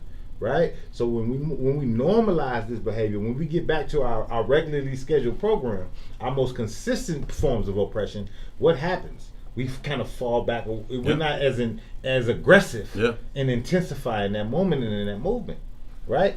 Our future is solely on us. It rests on our shoulders. That's real, right? There's no way around that, right? Legislation is part of that future, right? Economics is part of that future. Absolutely. Right? Understanding that we create our own social dynamic is part of that future. Our future relies on us having the right to have self-determination. But in order to do that, you got to be actively engaged in your life. Period. You must. Period. No and way we around can it. absolutely cite Trump as being the catalyst to move us toward that direction. 872-259-7474 is the telephone number if you want to join the conversation. 872-259-7474. Let's jump out to the phone lines. Caller, thanks for the call. How are you? Caller, are you there?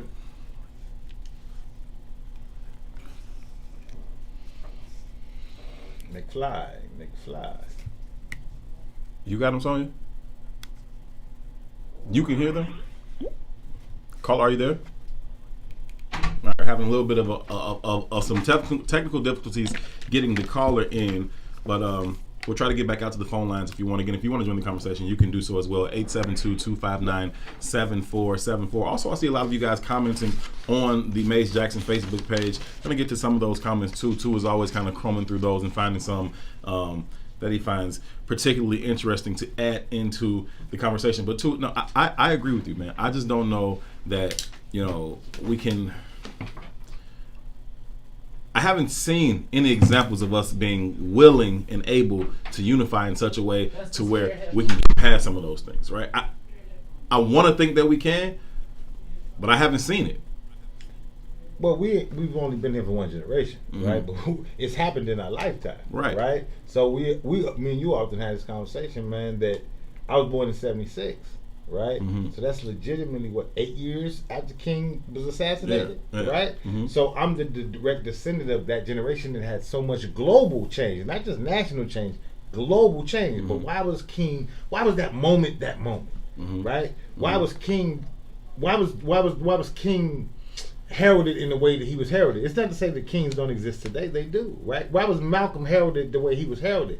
It was because the energy of the moment undergirded that success. The energy of the moment said that we all have one common enemy. Something's happening here. No, that's good. They're working on the phone lines. Okay. The energy of that moment said we all have one common enemy, right? But it's an easy enemy to identify, right? You couldn't sit in where you wanted to sit on the bus. You couldn't go to the certain water fountain. You couldn't eat in certain restaurants. Right. The enemy was easily identifiable, so understanding who was on your team was easily identifiable. Right. Today, we all on the court don't know we got the goddamn same jersey on. Right? So we're operating under the premise of class, and we don't even have classes. Right? When we should be operating under the premise of race in this moment. And in order to do that, we got to define who we are for ourselves. Let's jump back out to the phone lines. I think we got it worked out. Caller, are you there? You say what? Got to be Patah. Got to be Patah. What's going on, King? How you feeling, man? What's happening, brother? You got to turn up the other. Man, we appreciate it. Oh man, we greatly appreciate you being there from the start, and we appreciate the support, man. What did Tucson say to piss you off today? I probably shitted on Donald Trump.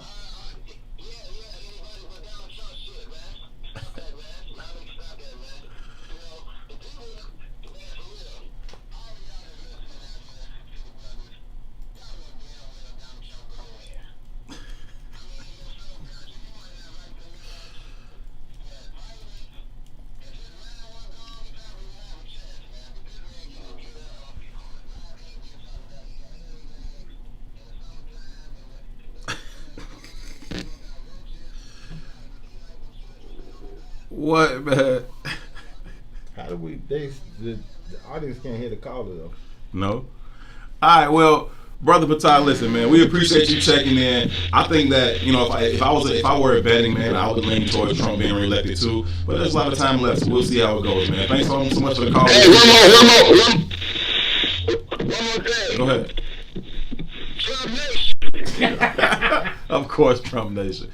That is Brother Patar checking in, supporting his president, our president, the president, Mr. Donald Trump. Listen, too, you and I have had this conversation privately, and you know, people who've been tuned into I Said What I Said since its inception know this about me. But I voted for Donald Trump in 2016. And you gotta stop saying that out loud, though, bro. It's the truth, and I don't have any shame about it. You should, though. Why? Because it's not the right move. It's just not. I should have voted for so Hillary. Listen to what you got to say. I should have voted for Hillary. No, you should have voted for Farrakhan, like any sensible person. Like any sensible person would do. Listen, let me before people start cursing me out, and people who haven't heard me explain this before, and to those of you who have heard me explain this, I'm sorry that you got to hear it again, because to be quite honest, I'm tired of explaining it, right? But since we are on a new platform and some people have never heard me say that before, let me explain why I voted for Donald Trump in 2016. I wanted something different. I needed something to change. I wanted anything but the status quo, and Hillary is as status quo as they come. Coming into the President Barack Obama presidency, I was hopeful, right? I was all, yes, we can. I was excited that something was going to be different for us. And if he was unable to bring about change from the Oval Office, then I just didn't think that it's possible, right? So I needed something that was completely different. Now, my preference would have been for Bernie Sanders to go into the office and win. But once he did not win the primary and he lost to Hillary Clinton, I was not going to vote for her. It just wasn't going to happen. And so the only thing that looked different for me between those two candidates was Donald Trump. I knew that he was uniquely, unlike any other person in this country, uniquely qualified. Uniquely underqualified. Sure. Uniquely qualified to bring this system crashing down to its knees. This system of oppression, this system of white supremacy, this entire system crashing down to his knees. I believe he's that ignorant. I believe he's that arrogant. I believe he's that stupid. He's that selfish, right? And all of those things have played out. Now, I wasn't exactly sure how he would bring us to a moment that would create an opportunity for black people to kind of flip this thing on its head and kind of snatch back some of the power that we've relinquished and never really had for so long. I shouldn't even say relinquished, but the power that we've never even had. I think that I wasn't sure how he was going to do it. I thought he would maybe do it through some form of, fighting too many wars, which he was well on his way to doing that. When you talk about the Middle East or you talk about North Korea, like all those types of things, right?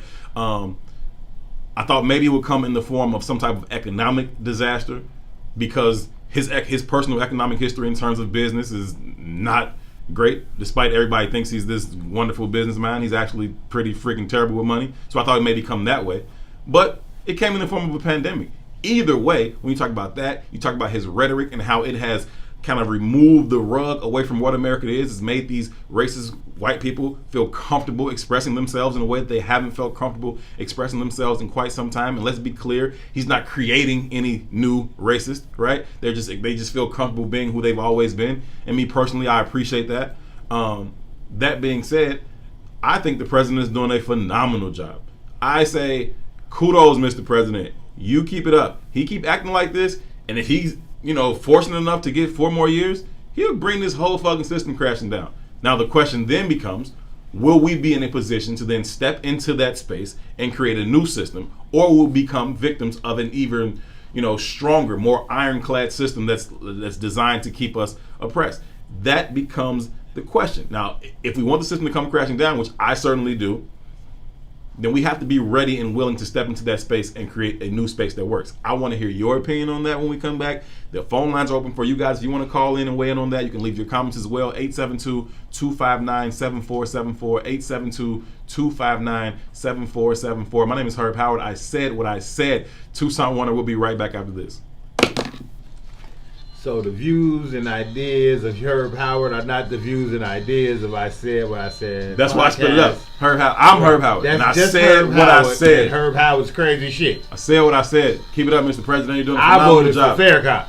Well, hey, I'm all for that. If Farrakhan could be the president, I'd be all for that. But given the choice between Hillary and Trump, it was going to be Donald for me. And if it weren't for you coming up with this idea to vote down ballot, which I agree with, and I'm full support of, if it was the choices were Donald or Joe, I go Donald again. Fuck. I ain't blindly loyal to none of this shit. Who is most likely to bring me what I want? David Middlebrook says, when a system crashes, you will have a new oppressed system. Heck, they might bring slavery back.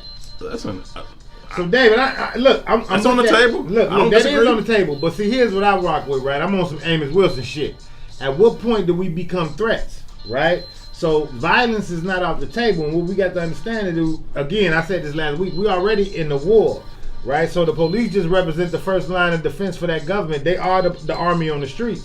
So when they killing brothers on the streets, that shit is not happenstance. It's part of the goddamn strategy. So at some point, like I saw, and that might be some of the conversation we need to have later on today. Sure. When you start seeing these young boys shooting back at the police, yeah, right? They holding court on the streets, right? Big fact. And that changes the construct or the concept of how police. Because now you got to be leery if this motherfucker is gonna legitimately shoot me. Let's take that live, man. That's a real good point.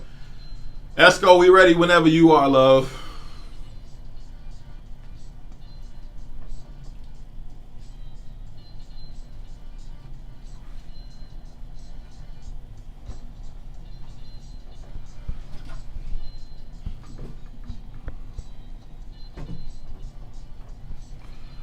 Welcome back live from the What's in It for the Black People Studios. This is I Said What I Said. Toussaint Warner Herb Howard here every Monday, Wednesday, Friday, 1 p.m. to 3 p.m. Thank you all so much for choosing to be a part of the conversation. It truly means a great deal to us. This is our second show on the What's in It for the Black People media platform. Having a great time. Thank you all so much for everybody who came over here with us from the I Said What I Said page. Thank you all so much for everybody who's tuning in to us either for the first or the second time. We greatly appreciate all of your input and your support. Thank you so much for hitting the gold stars. Please continue to hit the gold stars. It means a whole lot to us. Every time you hit the gold stars, we truly appreciate the support. Toussaint, off? A little kind of off here, right? You were giving us a point, and we got a phone call. Let's take the phone call, and then you can kind of unpack the thought that you were saying. Caller, thank you so much for calling in to I Said What I Said. You gotta turn it. What's on your mind? We are doing very well. Who am I speaking with? Diaz. Yes, we still can't hear the caller inside of here. What's going on? Thank you so much for the call. What's on your mind? There it is. What I wanted to know is, it seems like we won't have any leverage. Any leverage?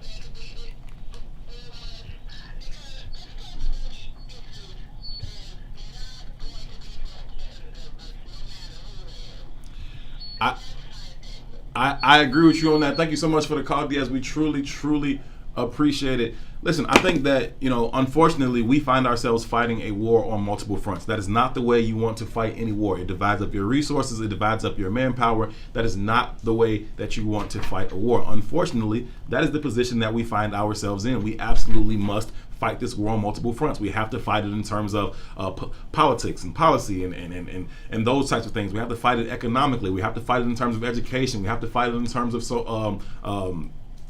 criminal justice. All these things we face these systems of oppression and all this inequity within these systems.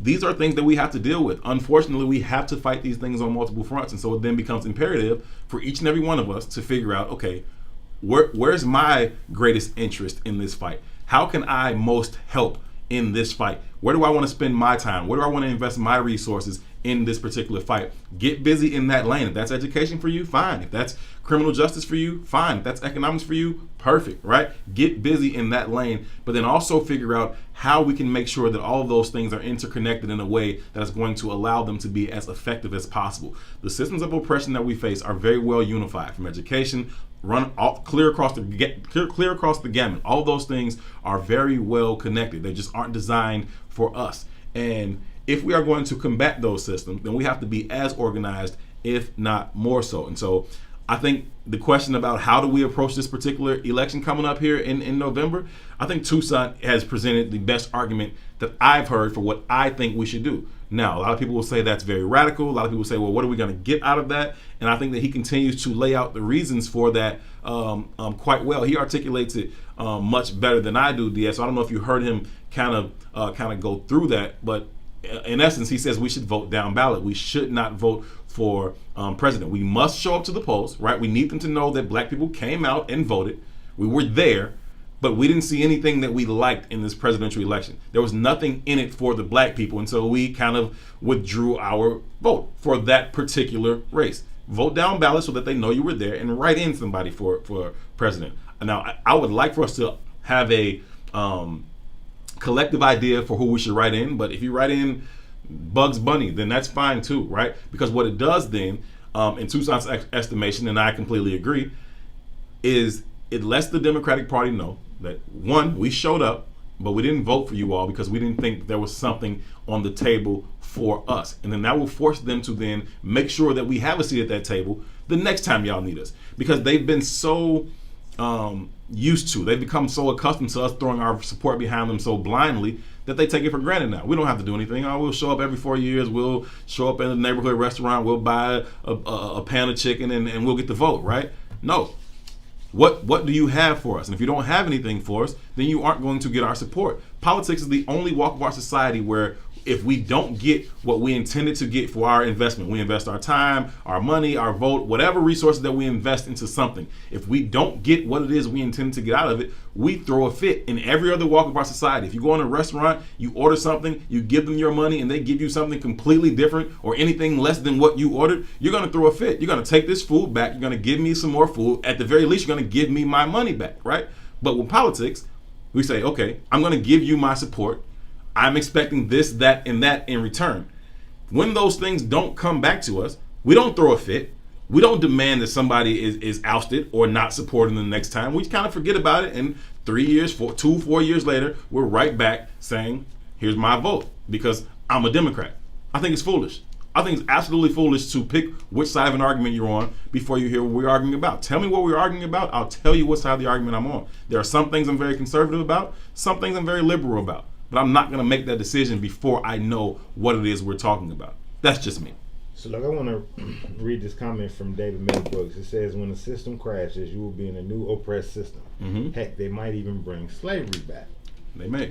Right? No, and the reason I read that comment is because he's absolutely right. Yeah, right? But slavery already exists. That's true too. But he's absolutely right in the sense that a new oppressive system can emerge. Sure, right? And really, we're in a position right now that we have to understand that from the standpoint of where we operate now, we have two choices, right? Those being? We must either master and control capitalism, or we must completely drop out of the system. Those are the only two options as black people, because we are being murdered, we're being killed, we're being suffocated under this current design, right? So a part of that conversation is that, and this is where the uproar, the waking of the sleeping giant, the things that are happening on the streets become very, very relevant. Indeed. Right? Because violence might actually have to be a part of that. It legitimately might have to be a part of that. Absolutely. Right? But we've been kind of conditioned Any war where it wasn't? We've been conditioned to be fearful. Yep. Right? So instead of addressing our fear of that real possibility that might happen, what we want to do is find comfort in growth and comfort in change. How do we move this needle forward comfortably, right? And there's no comfortable way to remove yourself out of an oppressive system. There's no comfortable way to be enslaved, right? Growth takes pain. It's just how it works, right? I make this analogy all the time. If you go to the gym to get your body right, when you lift weights, those muscles explode so that it can expand. It is a violent process, right? This might end up being a violent process. Yeah. But what I want us to understand is that we are losing our lives right now, today, without the goal of progression. because it is violent to be this poor, right? It is violent to be undereducated in the system that demands that you have some equity in education. That's violence, right? It's violent, right? We are being underserved at every level, but we're just accepting of the violence now, right? It's, again, you are in an enslaved position, right? You're not projecting those problems out to the enemy at all, right? You're just taking it, you're absorbing it, right? So at some point, we got to get beyond the prison of fear. We got to get beyond the prison of fear, right? I got a 15-year-old son. I'm scared as hell. Why? Because he's 15. Right. Think how illogical that shit is. I'm afraid because the boy turned 15. That should not be my existence, right? That shouldn't be his fucking existence, because if I'm being real, he probably afraid too. You understand? Yeah. So that's how perpetual this goddamn conversation is. Right. So at what point do we begin to fight back? So fuck that, what part of this is comfortable. I'm not concerned about what part of it is comfortable. I'm concerned about the goddamn cure. Right. That's it. Just the cure. No, I agree with you wholeheartedly, right? And it's not a time for us to be, emotional with our response, right? Think through this thing. Don't just be so emotional. And I see, a lot of I've seen one particular comment that came past and said, before any of that, Trump has to go, specifically to jail. What has he said or done that causes me to be so committed? And again, I want you to hear what I'm saying here, right? I'm not in support of Donald Trump in any way. My decision is based solely on being in support of black people. And I think, again, that he's uniquely qualified to bring a system that has done absolutely nothing for us for 400 plus years, but demean us, but victimize us, right? But oppress us. I think he's uniquely qualified to bring that system crashing down to an end. And for me, that's for black people, right? I'm not committed to him in any way, shape, or form. Fuck him. He's a terrible person and a terrible president. But he's so damn bad at being the president that it just might work out for our good. I don't want somebody who's a better manager of the system, right? He's an awful manager of the system. I'm sure people behind the scenes cringe every time he steps up to a podium, right? Because he's going to mismanage the message, mismanage the system. They would rather have somebody up there who's more polished, better at managing a corrupt system, managing an oppressive system. I don't want that. I don't want somebody who can make this shit look like gold, right? No, I want it to look, smell, and feel exactly as it looks, smells, and feels to us. And he's taking some of that shine off of the American lie. And I'm okay with that. Can it be uncomfortable? Sure. But you don't move out of a comfortable space. You only move out of places of discomfort. If you're sitting there comfortable in your couch or on the bed, you're going to stay there. So here's what we got to understand, right? This is, they say America's a melting pot. That's not true. America's Thanksgiving dinner. Everything is on the fucking plate, but ain't nothing touching. Ain't nothing touching. That's one of my favorite analogies that you give. Right? Yeah. And you don't mix none of that shit together. Yeah. Ain't nothing touching. Everybody got his own unique space and place. It ain't gumbo. And what you have an affinity for, whatever food that you have an affinity for, has more equity on that plate than the shit that you don't have an affinity for. Right? So, in essence, man, all of these we don't have any allies. We got to understand that. Someone on here, and I don't know if they're talking to me or they're talking to someone else, but they said color has no place in this conversation. And I'm with you in the sense that color has no place in the conversation in the world, right? I'm with it in that context. But in the context of how race is wielded in America, it does have a space and place in the context of this conversation. And it's really not about color, though. It's about lineage and consciousness, right? So as a lineage of American descendants of slaves, we are starving, right? That is our biggest ailment, not AIDS, literally, not cancer, not healthcare. If we don't deal with the fact that we are starving, all those other shits are secondary. Yeah. Right? You're bound to get all that other shit because you're going to have to eat poorly. You right? eat Flaming Hot You're never going to fucking rest. You're going to be under stress. You're going to have all them other ailments eventually. Those coming. So you got to deal with the core problem first. And the core problem right now is an economic problem. Right? When we are at a median net worth of $1,700 and we have a dual earning household of $30,000, poverty is our biggest problem. Sure. Right? And again, poverty in America is legislated. Mm-hmm. Oh, right? yeah. And if poverty is legislated, then the adverse is true. Sure. Wealth is also. Absolutely. Right? So our conversation is about obtaining wealth in this moment. And then I ain't talking about Bentley wealth or driving the right truck wealth. I'm talking about stabilization wealth. Sure. Right? Sure. You can eat every day a healthy meal kind of wealth. Sure. Right? Your schools are not underfunded to the point where 60% of people are dropping out by their sophomore year of high school. Mm-hmm. That kind of undergirding, right? Stabilize this shit though, so that we can create a leadership capacity, so that we can create a leadership economy, right? And the only way we get there is through legislation. Now, when they say sitting at the crib or writing someone in this particular election cycle is like sitting on the couch, that's only per your oppressor's narrative, right? That's your oppressive narrative. When you start thinking for yourself, you start to believe and understand that there are numerous ways to develop strategy, right? Sure. Again, our suffrage has, Barack Obama was as dark as me. We as a community, as a populace, lost more wealth under Barack Obama than any other administration. So miss me with that bullshit. Yeah. Miss me with that bullshit. You can suffer through 4 more years. You've been suffering since your ass been on this planet. You just ain't realized your suffrage left. Yeah. Right? So, granted, we got COVID in this moment, we got all this other new shit, but Trump didn't create COVID. Right now, his response to COVID is his response to COVID, right? But the reality of it is, you can suffer for 4 more years to obtain some power. You are not going to win without sacrifice. That's the goddamn problem. That's what America does. It makes you so fucking comfortable that you don't think sacrifice is necessary. Right. Sacrifice is necessary in every endeavor to be victorious. Yeah. And death has to be on the table. Endeavor to be victorious. Your ass want to have all A's in schools, you will have to sacrifice some time to do the shit you want to do, do the shit you got to do. You want to be an excellent ball player, you're going to have to sacrifice something else to get to that point. Facts. Sacrifice is part of the goddamn conversation. Facts. And America forces us to think that we don't never got to sacrifice for nothing, which is why we ain't never had no goddamn power. 872-259-7474 is the telephone number if you want to join the conversation. 872-259-7474. Caller, you're on with Tu and Herb. Thanks for the call. What's on your mind? Caller.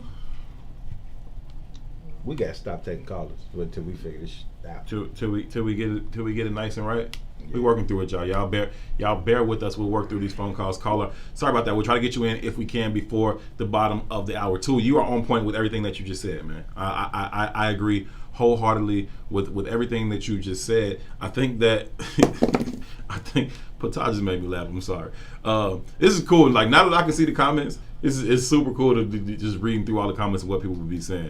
Pataj, I ain't worried about you, man. Fuck Donald Trump. Point is, though, too, I think that in order for us to get to that space where we're willing to make those sacrifices, I think that people need to see some wins. People need to see some successes or some predicted outcomes for what their sacrifice is going to yield them, right? And I think that becomes imperative on the people who are aware that there's a problem and committed to the solution. It's on us to unify. I think too often we blame the people who aren't in the game. How the fuck they gonna help? They're not in the game, right? Those of us who are in the game must be unified, must be willing to put aside our petty differences for the greater good. Caller, I think we got you in now. You are on with Tucson and Herb. Thanks for the call. What's on your mind?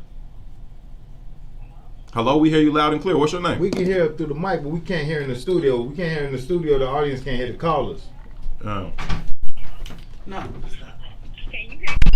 I hear you. Go ahead. Okay. Now, congratulations on the new show. Oh, we greatly appreciate that. Thank you so much. 2506. Just say that. 6.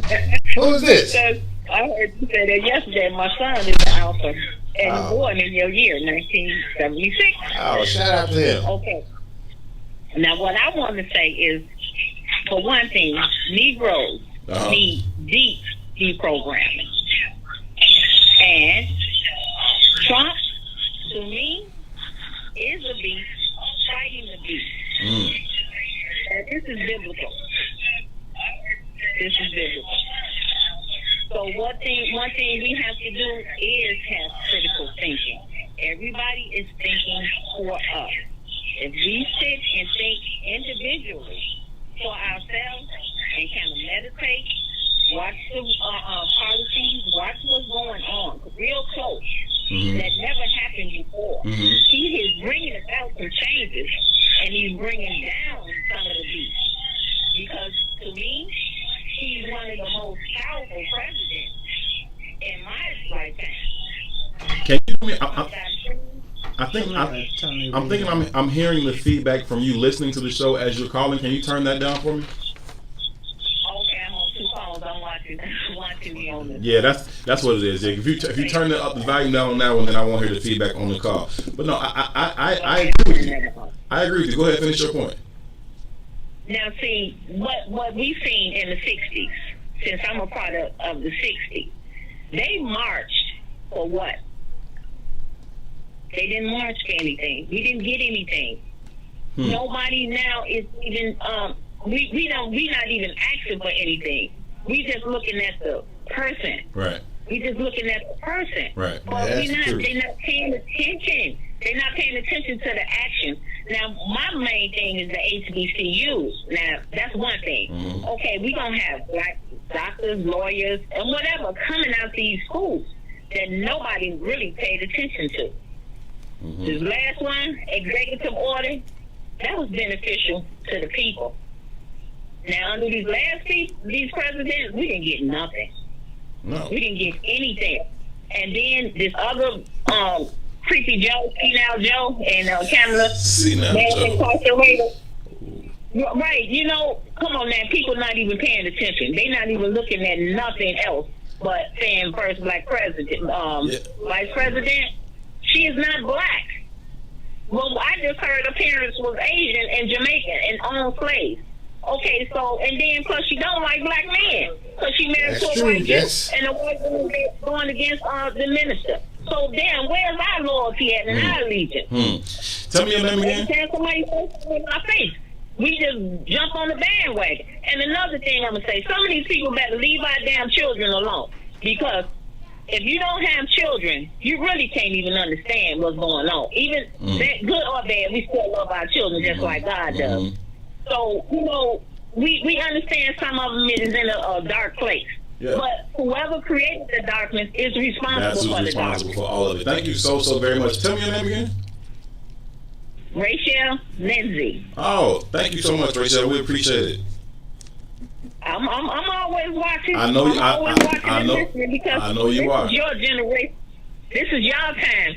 And some of these old people, I'm telling you, they need to step back because they done lived their life, and they want to decide and dictate to the future of the other people. They're not even in the same space we are. You know, they can understand some stuff, but leave them alone and let them grow. Let them have their time. I agree with you. Thank you so much for the call, Rachel. We will talk to you soon. Rachel been rocking what I said since its inception. So I appreciate the support from Rachel. She's been around from the beginning. So I appreciate the call. Thank you so much. And I agree with everything that she had to say about that. I think that, you know, we aren't putting ourselves in a position to where we can demand anything, right? We don't even know what it is we want. That was profound, right? She said we're not even asking for anything, right? And that's real, right? So when I go back to the statement of saying reparations is the only agenda, that's an ask, right? And not only is it an ask, it is a demand, and we need to make it a demand. And the way we make it a demand is by withholding our vote. That's the only power we have, right? We argue all the time about us not being a monolith, but when the places that it matters, we should be. We are monolith. We don't even recognize it. We might not be a monolith in thought, but we're a monolith. I said this the other day, right? I live on 50th and Evans. My brother-in-law lives on 43rd and King Drive. Quantitatively, my house costs a quarter of what his house cost him, right? But his daughter is experiencing the same school systems that my son is experiencing. His daughter is experiencing the same violence that my son is experiencing. We don't even have classes, bro. You got a $1.5 million house that my kid could walk to, and I live in a $250,000 house. So although in regards to the economics of it, it should be different spaces. You should have different amenities. You don't. People get shot on 43rd and King Drive, fam. Just like people get shot on 51st Street. So although you done spent 4 times more money on this property than I did for my house, you got the same exact amenities. We a monolith like a motherfucker. Absolutely. Stop confusing yourself. Absolutely. Stop confusing yourself. In regards to the other statement she made, I want to say this too, that we understand is that one thing that Kamala does do, two things. She has a proven track record of loving white men, right? And she has a proven track record of locking black men up. Those are true. Those are proven. She's done that. Those are proven. That's on the record. That's fact. That's on the record. That's fact. Also facts. Mace Jackson working his ass off. He is, man. We make him do all kinds of shit today. We got shit up in here. We completely told the studio to fuck up. Somehow we fucked up everything. We gonna see y'all back on our regular platform Friday. we gonna get kicked off once in for the black people meeting. we got Maze working hard as hell. We appreciate it, Maze, man. Also, huge shout out to the one and only Esco, Miss Sonia Escobar. She is the absolute best in the business, doing what she always does, better than anybody else who does it. Sonia, we greatly appreciate you. Always. Appreciate y'all for tuning in too. Thank y'all so much for the phone calls. We appreciate your input. Thank you so much for the comments as well, and super thank you so much for the stars. To anybody you want to shout out on the stars? You was making a list of people that you want to shout out on the stars. You kind of got away from it. You was making your points. Now they stopped sending stars. Send them stars, y'all. Stop acting. Get some accurate going on now. But look, we got like 16 minutes left. I know you want to talk about that Big Ten SEC thing, and I'm not informed about it, so I want you to explain it to me. Okay, so I'll touch on it. We'll take a quick break. We won't go anywhere. We'll stick with it. But basically, what's going on is the Big Ten Athletic Conference and the Pac-12 Athletic Conference have both decided that they are going to cancel or postpone their fall sports, including football. I say including football because if they canceled some other fall sport that I can't even think of, it wouldn't be as big of a deal. But you talk about football being the main revenue generator for most of these athletic departments, right? And so when you talk about not having a Big Ten football season, not having a Pac-12 football season, the economic ramifications are astronomical.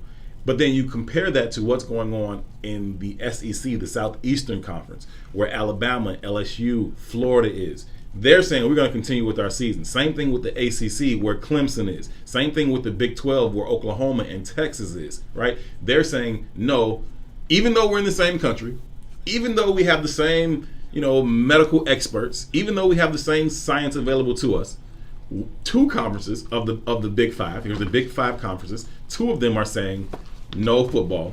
Three of them are saying yes football. And there's an absolutely economic decision that they're making that has very little, if anything, to do with public safety, the health of their players, the health of their staff, even the health of their students, right? So we're going to see how that plays out. But there's also some long-term issues with that, because they're talking about postponing the football season, which generally happens in the fall and should be starting right now. They're talking about postponing it to start in the spring, and that'll end sometime in April, May. But then you come back and expect those same athletes to then be ready for another football season just 3 months later in August. That's unrealistic. There's a reason that the football offseason is so long. You need a lot of time to recover, to recuperate, to have any offseason surgeries, to rebuild the strength. All those things takes time, and you're not going to give those athletes the time. So you're going to make them play 2 football seasons within a half a season, within a 1 year calendar, within 1 calendar year, and you can't do that. Physically, you're putting them in harm's way. You're going to do that while you're also continuing to say we should not pay them, right? And then you look at some of these premier athletes, the guys that are expected to go top 5, top 10 picks. Many of them are going to sit out that season if it happens in the spring, because if I'm slated to be a top 10 NFL pick in next year's draft, hell no, I'm not about to start a football season in February. No, because the NFL draft is going to be in April. And I'm not going to sit here and take all that time waiting for that to come around, risk injuring myself and hurting my draft slot. So is that good or bad? I think for the premier athletes is almost great. For the premier athletes, I think it takes away their final opportunity to showcase their ability, right? So they're going to miss that last season, but they just, But the premier guys are going anyway. They're going anyway, right? So they fall back on their tape from last year or the year before, and they're still going to be those top 10 guys. But those guys who are on the fringe, that guy who may have been a 5th, 6th round, 7th round pick, the guy's trying to fight his way into a Senior Bowl invitation to where he can showcase his abilities, that's not going to be an opportunity for those players, right? And those are the guys who are going to have to, whether they want to or not, play this postponed season in the spring and then still try and come back and make an NFL roster in the summer. That's bullshit. Football is not a game where you can do that. You just can't do it. It is too physically taxing on your body at that level to be able to keep it up throughout the entire year. So I think you're going to have some problems with that. But I also think you're going to have these issues where you're going to start to see opportunities for people to continue seek out their ability to monetize their likeness and their images. These schools are making millions of dollars off of these student athletes, but they aren't paying them anything. But as the conversation becomes more and more economical, like, you're going to start to see these athletes realizing the power and influence that they have, especially now that you have social media in the way that you have it now. So I think that, if we can get to this space where you have so many other people, you can get to a space where you have so many other people kind of starting to realize their power, their influence, their ability to monetize their own likeness, their own image. And I think you're going to see more and more more and more black athletes saying, hey, well, why not go to HBCUs? Right? Why not go to historically black colleges and universities? Which you saw McCour Maker, who's a top 2 or 3 basketball prospect, saying, Mikey I'm going to go. Williams too. Yeah, Mikey Williams too? Well, he's a sophomore, but he's already saying I'm considered. Yeah, he's already having that conversation as well. Top-tier sophomore, yeah, right? McCour Maker committed to go to Howard. And that's over Duke, over Kentucky, over Carolina, over Kansas, all those schools. All the Power 5. Right. And he said, I'm going to go to Howard. That is going to shift the landscape of college athletics.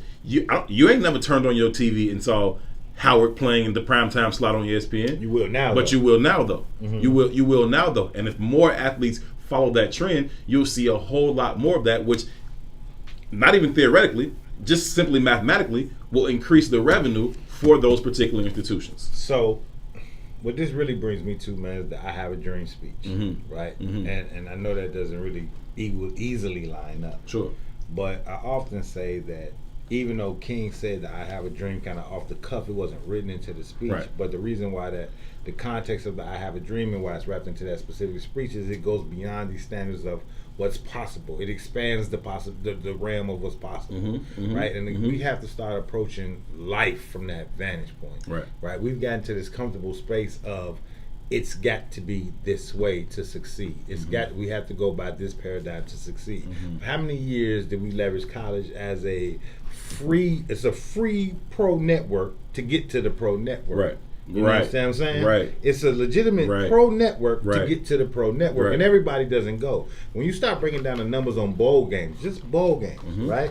If you just take the earnings from every bowl game, every college athlete in America, every football player in America, and I'm not talking about no division. I'm talking about you can be playing for California, Sunny Valley, East Side, Detroit. You know what I mean? Right. Every player. Right.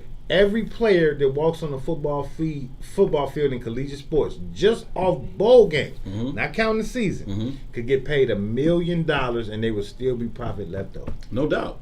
You look at the advertising dollars that come into these major bowl games, the Fiesta Bowl, the Sugar Bowl, all those types of big games, the Rose Bowl, like the advertising dollars alone. You talking about $3, $2, $4 million for 30-second slots in these games. Now you're gonna have those commercials running all game long. You got all these banners around the field, all this money coming in, and the people who are actually putting the product on the field, they get none of it. That's bullshit. Oh, they get an education. Fuck your education. I'm not even here for that. First of all, I'm trying to go to the league. You know what I'm saying? Right? So, like, I think. But what's crazy is, and it's something that you always say when I say what I said. When you are in an insane society, right? To think outside of that makes you seem like the crazy one, right? And so when you have somebody like LeVar Ball, right? The daddy Ball, when he says, you know what, I ain't sending my son through this meat grinder process, right? I'm gonna send him over here overseas. He can make $100,000, $250,000, play, and then he'll come back over here and he'll still be the number 1 pick, right? I'm not finna send him to this institution to play for free. I know my son ain't going to school for your communications degree. That ain't what he here for. He on his way to the league. And if y'all not going to pay him while he's bringing in your institution millions of dollars, then fine. I'll send him over there. Let him ball, then he can come back over here to the NBA. And that's exactly what he did with the youngest one. He did it with the 2 youngest ones, and he is going to be a top 5 pick. Yeah, the youngest one is going to be a top 5 pick, right? Lonzo Ball was already in the league. He went to UCLA. But then he sent the youngest one overseas to go play, earn some money, and now he's about to be the number 1 pick. But I want us to, even though you mentioned Lonzo Ball, right? And it's interesting because Lonzo Ball did some things like he's already created he broke the mold, right? So when when they was at UCLA, he was already selling the ball brand, which per the standards of the NCAA is already illegal. You understand what I'm saying? But he broke the mold. Yeah. So he sold his own son's likeness to build however you look at it. Sure. Right? He built equity before that boy got to the NBA. Absolutely he did. Right? Absolutely. Now, I want you to think how the system works though. At that time, Bron, and still is, Bron is still the biggest Nike guy there is. No doubt. Right?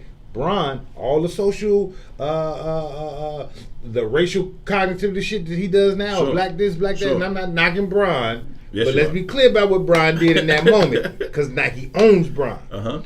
Bron came out and said, I ain't wearing that shit.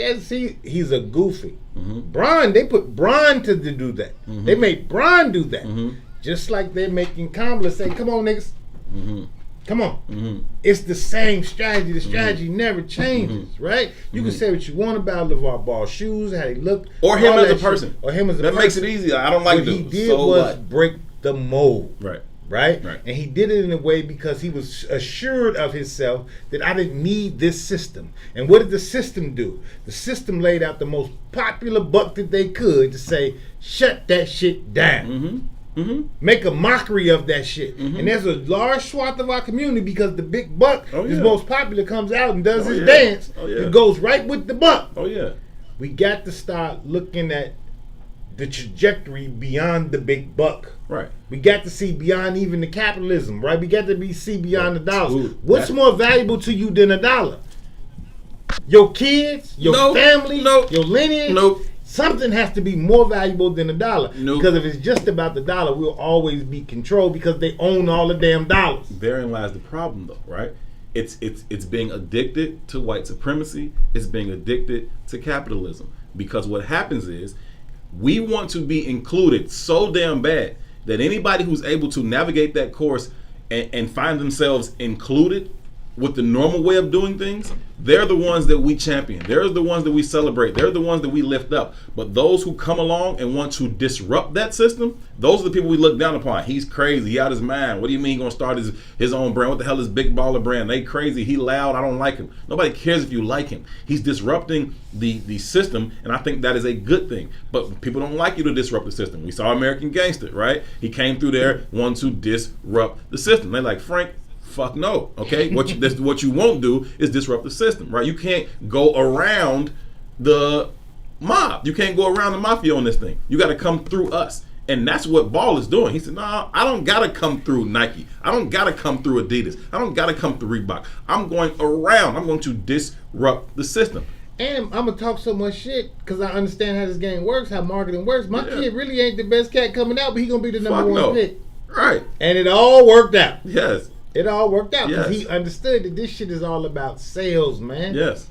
It's all about sales and marketing, right? Yes. So let's create an image and create a message and ride with that shit. Yeah. Who are we as a team? Yeah. Put that shit on our back and run through the motherfucking door. That's it. Stand on it. Who are we and stand on it. Stand on it. Black people need to do what the boss did. Alignment. And I don't like to do it either. Alignment and gumption is more powerful than intellect and capital. Period. Alignment and gumption. Period. Right? Everybody in the city know who Larry Hoover is. Everybody in the city know who Jeff Ford is. Jeff Ford couldn't read, bro. But he could snap his fingers and lead hundreds of thousands of cats. And he'll stand in front of a national camera, look you in the motherfucking face and say, ain't gonna be no killing without no killing. Gumption, you bring that bullshit over here, we on your ass. Gumption and alignment. We want to shout out a few more people, man. Nicole Rogers, man, we appreciate you so much. Shout out to Nicole. Thank you for always being there, Nicole. Thank you so much for the 400. You've been rocking with us all day today. We really appreciate that. She might get something special. Adrian Anderson, straight shout out to you. Tiger Liddy, shout out to you. Diane Scott, shout out to you for the 530 stars, man. We really appreciate you all. Means a great deal to us. Thank y'all so much for supporting. Thank y'all so much for listening. Thank you truly for being a part of the conversation. We greatly, greatly appreciate it. We have our opinions, right? And we're very steadfast in our opinions, and oftentimes we may seem unwavering in our opinions.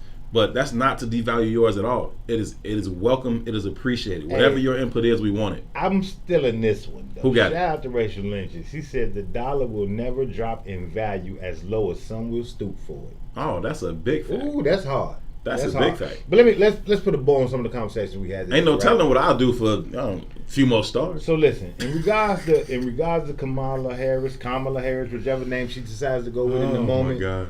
Let me be very honest. Yeah. It don't matter what she did or what's wrong or right with her. I would have never gave that Biden ticket my vote. Yeah. That's just the reality. Yeah. Right? Because in my mind, I've decided that the lesser of two evils is still evil. Mm-hmm. I've decided that strategically, the down ballot option is the best option for us to get towards the goal. So it don't matter what Kamala's record is to me. It don't matter what Biden's record is to me. And it shouldn't matter to you, because the goal in this country is not to be associated with. The goal in this country is to control. Mm-hmm. The goal in this country is to have power. Out of all the groups, we have been left out of every median of power. We don't have any economic power. We don't have any social power. We don't even have any cultural capital. We don't have any education power. We don't have any power across the board.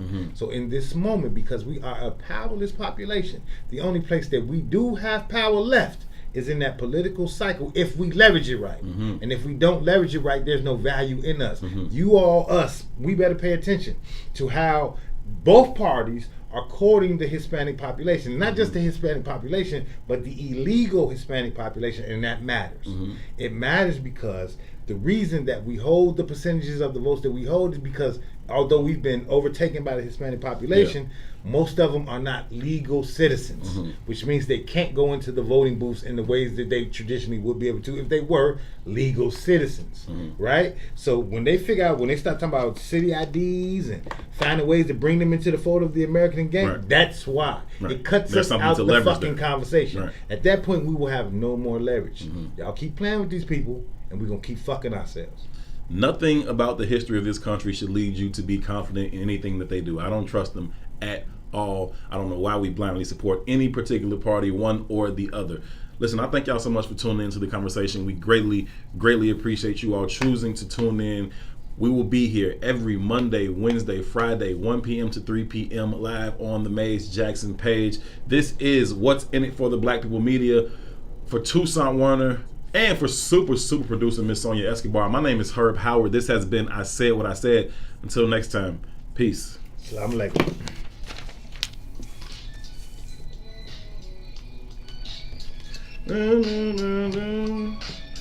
Appreciate y'all, man. Y'all so good to us. We don't deserve it. We're not worthy.